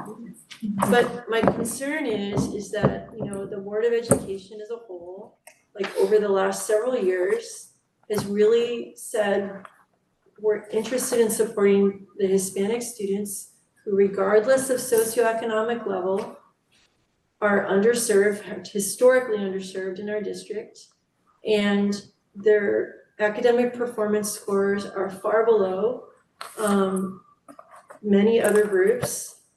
And, you know, we want to learn how to support and embrace them. And 2 years ago, we had, you know, Mr. Slayton led all of those, not just events, but they were more than that, because they weren't like, it wasn't a party, even though they said they wanted to come every weekend and they wanted to come back. But it was really engaging with the students about topics and programs. I think it's great. Like I teach ESL at the high school district, and many of them are parents and grandparents of our students. So I use them as a resource all the time. Like they have kids and grandkids and nieces and nephews at San Miguel and Bishop and Ellis. They're all over our district, Columbia. So I get a lot of information from them. They're there to learn English, to communicate with our teachers and staff. It's like their number one reason for going there, or helping with homework, right? So, you know, I get it that that's like a great group to go to. Like, how's it going? You know, help us understand things. But when we were doing those, that year of activities with inviting like 200-300 families and maybe like 100 people would show up. That year coincided with like the strategic plan and all the other meetings we were doing, but that was the year that I think I got the most feedback of people who really felt seen, right? And so I get it that the purpose of our district is not to generate, like have these like massive things all the time. But when we had the equity summit, or the, I don't know what it was called, she keep changing his name and I overcorrect. That's correct. Was it the most recent one, Equity Summit? That's correct. Okay, sorry, we've been through some. I overcorrect and then I can't remember which one it is. Okay, so when we had the last one, that was the one, I mean, of course, I left before the dancing stopped. I mean, like I did not get up and dance. But people were very engaged, they felt very seen and very heard. And so I would just encourage the group to say like, yes, this isn't about a one and done event, but it is important to like stay connected with those groups and to have those student leadership opportunities and have the whole community kind of see and be seen that we are, for all the work we're doing, and to look at the data. Because it wasn't just a fun event, we looked at some hard data, we played a game where we got feedback from the audience and stuff. So, I mean, I just feel like if we say specifically that the groups that we're focusing on for the next 3 years are special education and African American students, and we do not call out 60% of our students who are Hispanic, who are historically and apparently currently like still underserved. Well, we have Tasha address that. It's a problem for me. Yeah, Go ahead. I want to stop us here because I know that's your perception and feeling, but that actually is not what's actually happened. So I think some kind of way there's a interpretation disconnect. So I want to clarify that. Sure. So first of all, our shift for Hispanic students has not changed. There's two different things going on here, so I want to take a little time to clarify. So in our LCAP, it's not changed at all. As a matter of fact, we're not even able to change it because if we change it, then we have to talk about why we changed it and bring all of that out. That's not why we wouldn't change it. If we need to do that, we would. But what I'm saying is our stance and how we wrote the document has not changed. Our metrics are the same, our actions are the same, so that's a line. In the LCAP, there is a requirement for compliance that you have your red and your orange areas. You must call out your red and orange areas in your LCAP. You're required to, otherwise your document is not compliant. So we add in our targeted groups as well. That's why you have the targeted areas. But targeted to LCAP is the red and the orange area. We still in our document infuse what's important to us that we have learned through our strategic plan. So that's the LCAP over here. On the other side, we have our strategic plan. So when you look at the actions, the strategies, and the goals on our strategic plan, those elements are still the same. So our focus has not deviated, has not changed, and I would be very shocked that if you ask any of our sites who we focused on, I guarantee all of them would be able to let you know what that is and who that is, and that's still our Hispanic families. So that shift has not shifted. With regards to how we're doing family engagement, that has also not shifted from the standpoint of focusing in on Hispanic families. It's shifted in how we're delivering it. That's twofold. One, we'll continue to have some big events like we did in the past across the year. We'll continue to do that. We have two goals, and that came from Hispanic families and other families. We must have opportunities to integrate together if we're ever going to understand what each other needs. So we're doing activities to do that. Mr. Slayton talked about the affinity groups. That has also come from that. The affinity groups is hearing families who just say, I have a little bit of enough different that I need to engage with people who understand that journey, who understand my story. Those stories so far, the strongest that have come to us are Hispanic families, our students, families who have kids with special needs, and our African American families. The difference with our African American families is they are such a small group, they feel isolated. They feel like they're in a place. Often, many of our students may be the only student on the campus who has anyone who looks like them. And so that creates a whole nother dynamic for those kids. So they're a small number, but the impact to them is as significant, if not more, because unlike some of our Hispanic families, they have a group at all of our campuses. Our African American students do not. So our shift has not changed. How we're addressing the problem is changing a little bit so that one, we can be more intimate and we can also be more targeted as a district, but also school site to school site. And so one of the feedback from our principals has been, can you bring some of the programming or join us in our programming at a school site? So one of our goals this year is we will have a parent education calendar. That came from parent feedback in that, I'll give a perfect example. We had the big celebration at Bishop for all families who could come in the district. Well, unfortunately, we made an oversight that there was a conflict at Cumberland where they had another event that day. So we are going to create a master calendar of all events happening as much as we can so that maybe another family wants to go to the one that's at Bishop and they can let them go to that one. But then we will continue the emphasis that we had around our Hispanic families on the district-wide ones, but we will also have smaller ones at school sites. When was the district-wide one this year for Hispanic families? We had multiple ones. Friday, May 17th, I believe. But you had the March event at Ellis as well. We were not invited to any. Okay. Well, we'll do a Like, it better, doesn't- we'll definitely do a better job with that. So I'm just gonna but, jump in here. yeah. I wanna do a time check. We are required tonight to have a public hearing on the budget. So let's try to plan our last 40 minutes. Okay, so again, my concern is the Hispanic families in the narrative. And then also like the language, and there's so many great things that we're doing, which is wonderful, but like having for whether it's for this LCAP or the next LCAP, like the narrative isn't matching like the actual, like the narrative is just like why everything's so wonderful, like why it should be in there, right? Like the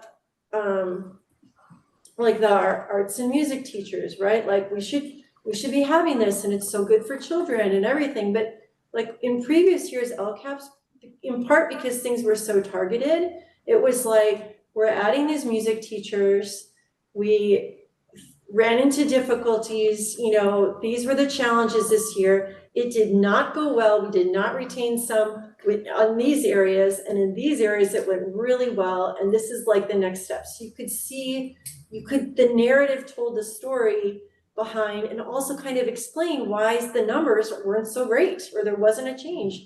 Like when Linda Van Mierik at one point came in and told us about the reclassification of or the struggle to the over-identification of Hispanic students in special education, she gave us a lot of narrative explaining we tried this and then that didn't work and then we tried this because it's not a factory and then we tried this and we really had a sense. And so in this document, the narrative is so positive, right? Because it's explaining how wonderful everyone's doing all this work and it's so wonderful, but it's not nothing's tied back to the numbers, right? And I think in previous years it was more so.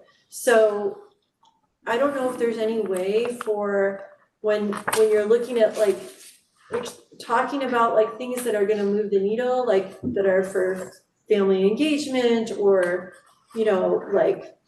issues around inclusion or issues around co-teaching or whatever, if there's things that are bumpy, it's not explain some of the numbers, right? Some of the things that aren't going as well, but we're trying. Yeah, I think we good. Okay. Two things I want to say to that, just for actions for future, because I know we won't have time to get to it tonight. I think a study session around the LCAP might be helpful because there are sections where specifically for metrics and goal analysis that is there that actually talks about what didn't go well and why. So I don't know if we're missing those or what, so there's that. And then the other piece I want to emphasize, and I will try to be sure that when we do the strategic plan update, I'll talk to our consultant too, but some of the elements that you're speaking to do happen with that update because of what the focus is. So I just wanted to clarify that, but I do think we need maybe a little dedicated time so there's better understanding of where to find things and if how it's worded is not providing that clarity, to be sure that we do so. Okay, and then last thing was, concern was, still waiting to see district-wide anti-bias and anti-racist training for all employees. So, take it or leave it. Thank you. Okay, we ready to vote? Can I get one more, just? Oh, I'm sorry. I just want to do one more clarification when we say, because we have done it district-wide, so are we saying we want ongoing training, because we have done several trainings? So I just want to clarify so I understand what we're making a request for. I think it needs to be a bigger discussion, because I think all of us board members don't agree on what we want that to look like. Thank you. So let's move on to the budget so we get that. Okay, so, thank you. Find it on here. Okay, so we're on to 14B, which is a public hearing on the local control and accountability plan. Rita? It's actually the budget. Oh, it is? Yeah, you just said LCAP. Oh, LCAP. I just, you know. 14B. 14B. But I don't know if it does it from here. Public hearing for the 2025-2026 budget adoption.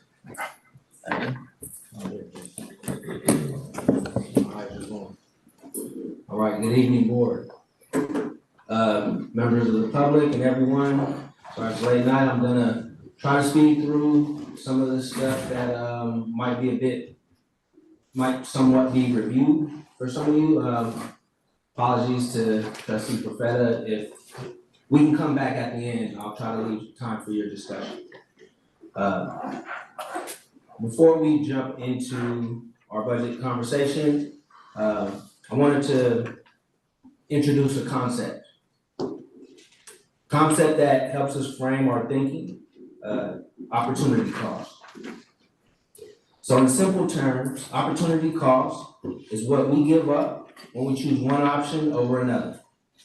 In education, where resources, money, time, people, and space are always limited, every choice comes with a trade-off. For example, when we invest in a new classroom technology, we may have to delay the expansion of a reading initiative. When we extend recess by 10 minutes, we reduce instructional time by 10 minutes. When a teacher spends limited funds on art supplies, they may not be able to buy new books. These aren't right or wrong decisions. They're thoughtful choices about priorities. By the time decisions reach the board level, they're rarely easy. They're complex, often with no perfect solution, only competing values. So I want to thank you, the board, for modeling this kind of thoughtful decision-making. And I wrote this before tonight, so it actually hits even hard. So during recent discussions about adding the arts focus at Bishop in previous meetings, and special shout out to Trustee Profeta and your comments on that. So these conversations reflect a deep understanding of the concept of trade-offs and keeping what's best for students at the forefront. So these discussions also reflect accountability, a core value that this board continues to champion. When we recognize the trade-offs behind our choices, we show our community that we are careful stewards of the resources they've entrusted us with. Understanding opportunity cost isn't just a budget concept. It's a lens for making transparent, informed, and student-centered decisions. So I want to thank you guys for your leadership on that. And with that, we'll jump into the budget. So tonight we'll be discussing the 2025-2026 budget adoption. And I love that comment you made, Isabel. I wrote it down. We did the work, we made the promise, now let's work on keeping it. I really love that. Because I always try to start us off with the promise. It is our why. Every student known by name, strength, and need, ready to excel in high school and beyond, lead a life of purpose and joy. So, moving along. That's right, I have a clicker.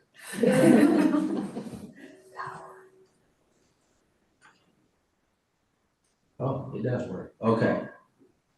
All right. So, overview of the presentation, we'll start high level, talk national economic overview. We'll kind of go down to the statewide considerations, and we'll go level further down to local considerations, talk about our district's financial outlook, and then we'll take a look ahead.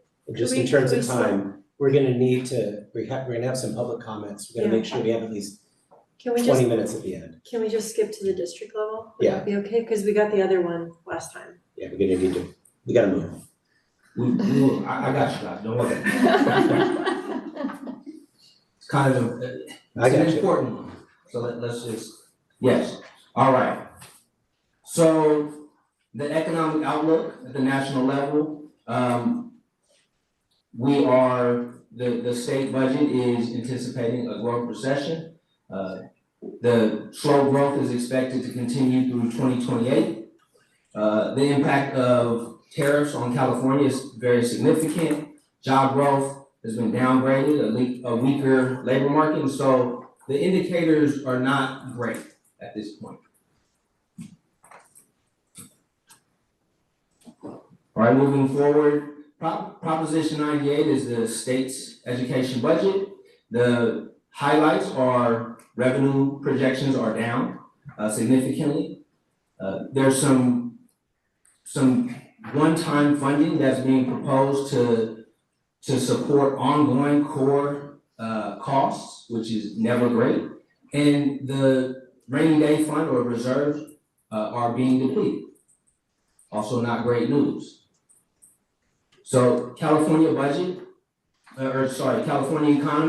So we're still working our way out of the impacts of the fires in LA. Again, revenues are projected to be down and slowing in 2025-26, and inflation is projected to increase. Some of the risks on the economy, the volatility in the stock market is a very big risk. So when you track the stock market and the volatility, it pretty much tracks the same, or the California state budget tracks the same. So we're funded primarily by the top earners, and a lot of their portfolios are in the stock market. And so that is a risk. Also, we're seeing the unemployment rates projecting to increase. Usually we like to see people working, earning money, spending money, paying taxes. And so as that diminishes, there could be trouble ahead. We also anticipate some cuts from the federal level that could put increased pressure on the state. So primarily, one of the biggest ones is Medi-Cal, and it poses a considerable challenge for the state budget. About 2/3 of that program's $175 billion is federally funded. And so if that is in jeopardy, that will put more pressure on the education budget potentially. So I wanted to briefly speak to the education protection account. So this was voted in by Prop 30 in 2012, and then extended by Prop 55 in 2016. Now, this is about 10% of the state's education budget. Now, it's set to expire in 2030. And if it does, that would leave a $12 billion gap for the state to fill. So that could be very significant and impact education. So this is just the change from the January budget that the governor put out to the May budget. Revenues are down 4.4 billion, and then we're feeling it ourselves. The local property taxes are estimated to be $500 million lower. Wanted to put a quick slide about the federal education budget. So there's a proposal to cut the education budget. Now, while the IDEA or special education funding, as well as Title I, is not proposed to be cut, one area where we do think we would be impacted is Title III, and that's our funding for our English learners. So it is a smaller portion of the funding that we get for English learners. It's about 1% of what the state invests for our English learners, but for us it'd be about $210,000 reduction in funding. We use that for our bilingual paras, and so that's something that we're not assuming is gonna happen, but we are bracing for the potentials. So in summary, the present is uncertain and the future is even more so. The non-education side of the California's budget has some challenges, and it definitely could impact us, so we're keeping an eye on that. And I hate to do this, but you have about 10 minutes. Yeah. Okay. Or less. Or less. Multi-year forecast. So you've seen this before. The takeaway here is year over year, our expenditures, the growth in expenditures has been outpacing the growth in revenue. So for instance, workers' comp premiums are going to be up 13% year over year. The liability premiums are going up about 15%. And again, there's just more pressures on the general fund budget. One-time funds are set to expire, and that might not be as impactful if it were just that. But if you add the expansion of TK on top of that, talking about a $10 million increase to the general fund with no additional funding. So here on the left side, you'll see revenues over the past few years had exceeded our expenditures. That's where we were receiving a lot of one-time funds. But to the right, the future budgets, you'll see as those one-time funds disperse, it unmasks our structural deficit that we will have to address. So local budget conditions. So let's talk a little bit about our Sunnyvale budget. So you'll hear a bit of a theme. Over the last 10 years, there's been some changes. We've declined in enrollment by 13%. We're up about 30% in total staff at the same time. And then we've expanded programs like behavior services by over 300%, health assistance, library positions, general ed paraeducators. And then our students with IEPs as a percentage of total enrollment has increased by 47% over that course of time. So I wanted to provide some position data just to show the positions and how they've grown over time. So we're up 180 FTE while simultaneously being down 900 students. Some of the program expansions. So I mentioned the unfunded TK mandate. It's about $5 million in staff alone. There's also facility requirements, and also ongoing programmatic costs.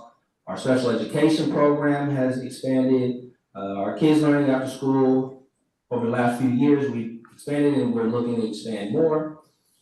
We're very proud of the work we've done to expand home to school transportation, as well as the child nutrition program and the scratch cooking. In the bottom right, wanted to point out the 10-year change in classified FTE. We've increased by 54% over that time, again, during declining enrollment. Kate, quick question. Sure. So on that slide you just were on, that's saying a 24% increase in management, but then the slide previous was showing like management as a whole, like the percentage was like 9 or 10% the whole time. So that's the how do percentage. those, like that doesn't work in my brain. So that's what you're seeing, the 9% is percentage of total FTE. Yeah. So it makes And up that's about gonna- 9% of our total. Oh, full-time because our equivalent. entire population has gone up. Okay, yeah, okay, I'm good now, thank you. As time has gone by, management has kind of grown, I think, with the rest of the staff. Just as all staff's grown, yeah, It's been okay, I 9% got it up now, the thank total. you. Good question. So you've seen this one before, pretty simple. Enrollment's down and staff is up.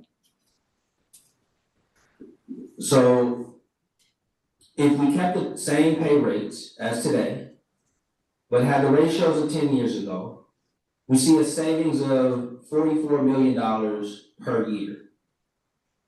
Now, over this time period that has been, this goes back to some of the comments that the public has made and you guys have made. With an investment of that size, I think we should start asking ourselves tough questions. And have we seen the growth in our outcomes from investments like these? I don't think anybody would make the case that we have. And so these are questions that we're asking ourselves. Personnel costs per FTE. To combat the high cost of living of the area, we've remained competitive. About 85% of our spending goes to our people. But it is a reality that, costs being up 60% in the last 10 years, it is a significant investment. Again, the majority of our general fund budget goes to our personnel. Several great things come out of being very competitive and not having turnover, but it does put pressure on our general fund. So there was a question last time, I went back and listened to the board meeting. So I wanted to make sure I clarified the budget cycle. So the budget cycle, the 15-month process, there's 6 touch points. And I wanted to include this for transparency and accountability. You can see the changes each time each quarter we've brought something back. The latest in green that you see, we prior to this iteration, we figured that the technology infrastructure would happen the start of next year. However, it's actually gonna happen at the end of this year. So that, I don't know if you guys remember, but we've been contributing to the special reserves over 6 years to pay for this. It's about a $1.5 million investment that has shifted from next year's budget to this year. So there's more equipment costs, and then the revenue is up by the same amount because of the contribution from the special reserves. Also, June and September are unique months because during June, we're straddling 2 different budget cycles or 2 different fiscal years. While we're adopting a new 25-26 budget, we're also estimating the end of the 24-25. So multi-year projections, they are snapshots, they are not predictions. The conversation, in the future, let's say 3 years from now, the numbers don't shake out to how we projected. The conversation should always center around the assumptions you had in your budget. So I like bringing this to you guys because on one sheet, you can kind of see 10 years of data of how our spending has gone. You can see on the top, the total dollar amount in millions, and on the bottom, the year-over-year change. And so the thing I wanted to highlight is the yellow.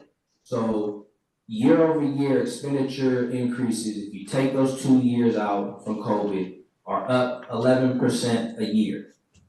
That is very significant.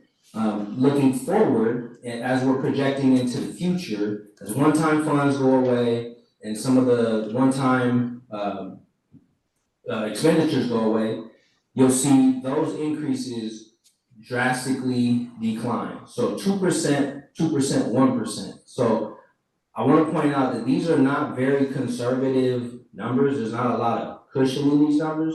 I think there's some risk to this because there are expenditures that could come up. But I wanted to point out a few things that have happened over the last year or so. Some of the one-time expenditures that you see in here that are wrapped in these funds are, we bought 2 EV buses, specifically in the capital outlay. You'll see, this was a question from our labor partners, so people I think are interested in this, but you'll see in the 6 capital outlay, the cost goes up significantly over the last few years. So this is 2 EV buses that we bought, but we had a grant to pay for. The Lakewood Library, about $3 million over the course of 3 years, is in those numbers.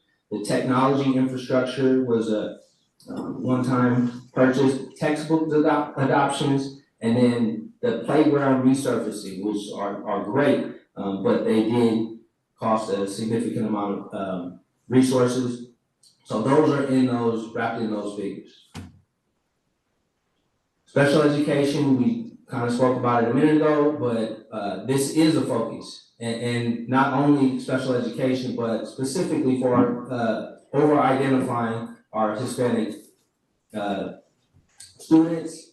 The one consistent thing you can see in this year over year is that the contribution needed from the general fund has continuously grown. So to our assumptions, just wanted to point out, this shows our revenue assumptions. The conditions for growth have slowed, and so modest growth in our assumptions as we watch the Prop 8 appeals work their way through the process.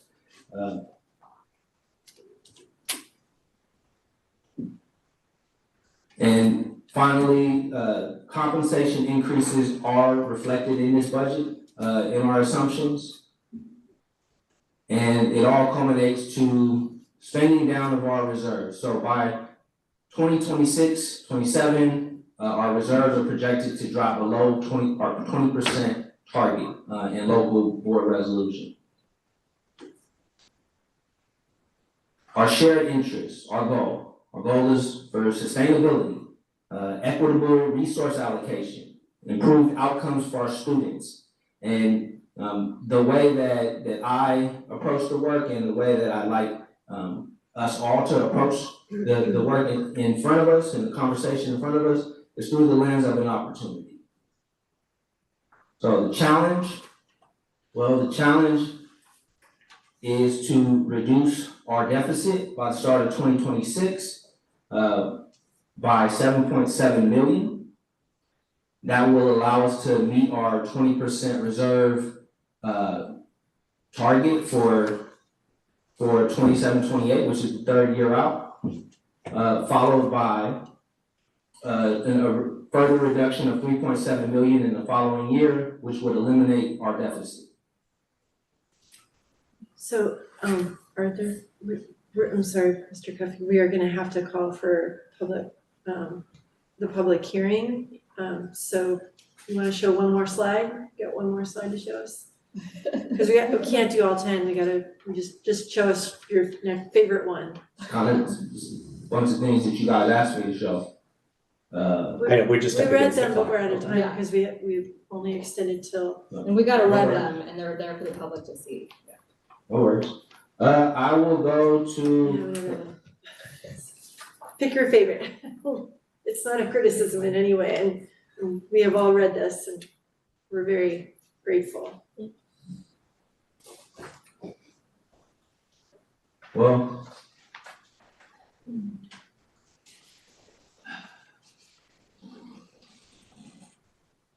And we can come back to this at the next meeting too. Yeah. We can maybe finish it. so we'll finish it here. Okay. So, few revenue generation ideas. So you guys asked for us to look into after school care. And so we did that, we connected with Union. They have a great program. The takeaways there, took them quite a bit of time to get it up and running and profitable. And I think some of the challenges for us in making that our program profitable would be the cost of our staff. And so we're working on what we might be able to do there, but it's not something that we would foresee would happen very quickly. Other ideas would be lease revenues. So as our lease agreements come to an end, or we have an opportunity to look at opportunities to change the agreements, we will be looking there, and maybe that will generate more revenue. But also we might have an opportunity to expand the marketing strategy for our facility use. If we were to market it better, we might get more traction and more revenue generated there. And then I went back and listened to the meeting last time. I think it was Ms. Gita that called in and mentioned or implored us to look into parcel tax expansion opportunities. So I think that that's something that, you know, if you guys would like us to think about and explore, we can do that over time. And it could help bridge some of the gaps. Some of the ideas for reducing the deficit, I mean, you see them there's a few there, I won't belabor it. It seems like we gotta get to the conversation. So with that. Oh. Yes, And thank Board, you. It is the Board, you can required. let me know if there's more from this that you want, and we can bring that back on the 18th. Yes. Yeah. Yeah, Okay. so we gotta move on to the legal requirement of a public hearing.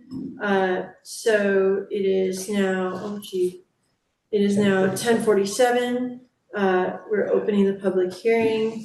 I have 2 speaker cards in front of me. If there's anyone else who'd like to speak on this item, please use the raised hand feature now. First one is Jesse Jarecki. Run. It's okay. Jesse Jarecki, parent. Okay, please, I know it's gonna be a hard one, but the after-school program would be such a huge win for this whole community. We have no options, none, 0. I'm not exaggerating. There really are not after-school options. Thank you. Thank We you. don't have to run back. Okay. I do too. Send it to Ms. Golakota. Okay, don't distract her.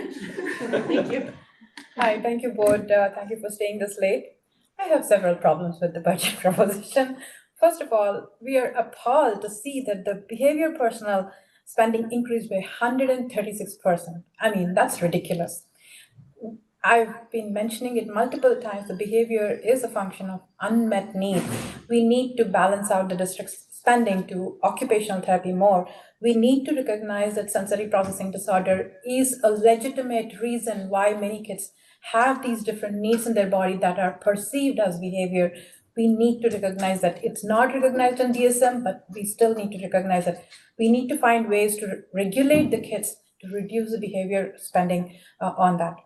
There are other ways that we can address the in the classroom support for the kids, but I want to mention that this is especially important because kids with IEPs increased 47%, and this is only going to go on increasing. 1 in 32 kids are diagnosed with autism currently. Many kids in the schools, I am obsessed with figuring out what this neurodivergence is. So my eyes are constantly looking. They can figure out a lot of things that are not seen by others. I see a lot of kids have autism that is undiagnosed. These kids are passing through elementary grades because there are no standards with which they can be measured, or they're failing behind or anything like that. And these kids are getting caught up in middle school because they're not able to function, because they have executive functioning challenges, they have other challenges. And all these learning disabilities are showing up in middle school when they're like absolute failures, and it's devastating for them, for their self-confidence and everything. 1 credit hour for general education teachers in special education during their education is not enough to help them prepare for the influx of these special education kids. I mean, kids with autism or like neurodivergence being in their classrooms, and for them to be able to teach them as an inclusion. We need to change that by investing in teacher training, to be able to handle the influx of these things. This is not luxury, this is a must. Ignoring that Gestalt language processing is a way that these kids process language needs to be accepted. And that's something I'm finding our district refusing to accept, and I wanted to see it change. Comprehension strategies need to be developed, especially for the neurodivergent kids, as I've made comment earlier. Special education inefficiencies are not necessarily over identifying the kids, but there are a lot of other inefficiencies we need to look at how we are handling it. I'm happy to look into the data of how the spending is going on. I'm really curious why we are spending so much, and I don't believe the numbers are correct. Thank you so much. Thank you. Okay, so I'm going to close the public hearing at 10:51. Did you check about online? I did, there was no, there is one online now. Okay, sorry, beforehand there was not. Okay, so online, go ahead. Susan Humphrey Salop. Oh, hi, can you hear me? Hi, everybody. Good evening, my name is Susan Salop, and my son receives special education services in Sunnyvale School District from preschool through middle school and is now a happy freshman at Fremont Union High School District. I have a comment about behavioral services. In the budget presentation, it was mentioned that behavioral services have risen by 320% over the past 10 years. And I communicated to Dr. Dean at the special ed LCAP feedback session a few months ago that I strongly believe that Sunnyvale School District is overinvested in behavioral services, PBIS, which stands for Positive Behavior Interventions and Support, and underinvested in other areas like occupational therapy and paraprofessional staffing for academics. I think of positive behavior interventions and support, commonly known as PBIS, as a Band-Aid approach that often doesn't get to the root cause of behavioral issues. And as we saw in the presentation, it's a very, very expensive Band-Aid. My son did receive behavioral penalties like referrals pretty much every year while he was in Sunnyvale School District. And interestingly, since joining Fremont Union High School District, he has not had any behavioral penalties. Of course, he still has behavioral challenges, but they're handled in the classroom. And the high school district doesn't use a PBIS approach. There are no behavioral staff in his special ed high school classrooms, and I have heard that there are 2 or 3 behavioral staff for a high school of 2,300 students. I strongly believe it's time for Sunnyvale School District to reevaluate the PBIS program and look at other ways, sensory integration, occupational therapy, parasupport for academics to help students manage behaviors and ultimately grow and reach their potential. And a lot of you know this, but PBIS is used not only for kids with IEPs, but for the whole student population. And I believe that's the reason why Sunnyvale School District has so many referrals, suspensions, and other things, because it has such a PBIS approach. If other approaches were used, you would probably see suspensions, expulsions, all those things decrease. Thank you for your attention. Thank you. Anyone else online? Okay, great. So we are going to close the public hearing at 10:54. Board, any comments on this one? The budget? Very important document. I have 2 real fast questions. I didn't make a note. While you're Yeah, thinking, I have a comment about the revenue generation after school programs. So I just want to make that clear that that would be for an expansion, not a switch. So like when we were talking about it, I was not thinking that we would take away the current model where our kids who are basically needing the $1 per month or semester optional $1 that would go away, but that we would have the sliding scale would be for an additional service, which would mean we would need our teachers to partner with us because we'd probably be using their classrooms or other space. There's not that many spaces around campus, and I'd be willing to go out for a parcel tax personally, but I think that we have to do something as well, and I think that the after school care would just be a huge win for the whole community. I think the majority of the board feels that way, and I think that it would also free up kids who are middle schoolers taking care of their younger siblings or guaranteeing a spot for that. So it would allow us to do more things with tutorials and have access to kids to grab them. for tutorials, not for grabbing. Michelle? Yeah, I remember the thing. So I just wanted to, just I guess kind of remind public, the reason why that 20% is reserve is so important, and so stating that, like, yeah, we really want to stay within that, is essentially because there are different ways schools are funded. We're not going into details, but because of the way we're funded, we need to have a higher reserve because we can't necessarily guarantee money from the state is essentially the like gist of it. So I just kind of wanted to share that for those who might think, oh, why do you have to have a 20% reserve? Because if we don't, and the economy crashes, like, we have no cushion if we don't have a 20% reserve. Peggy? No, I'd like to come back to some stuff like the ESSC, that maybe at the next meeting. Yeah, so the next board meeting will have some more time, and I'd like to table the remaining items, even though we have a couple comments, because we actually don't have time. We are required to end our meeting at 11 o'clock, because that's as far as we extended it.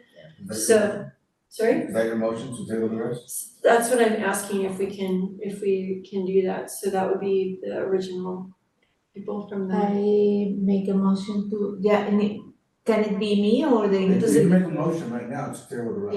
Yes, a motion to table the rest of the items. And we'll bring them back on the 18th. Okay.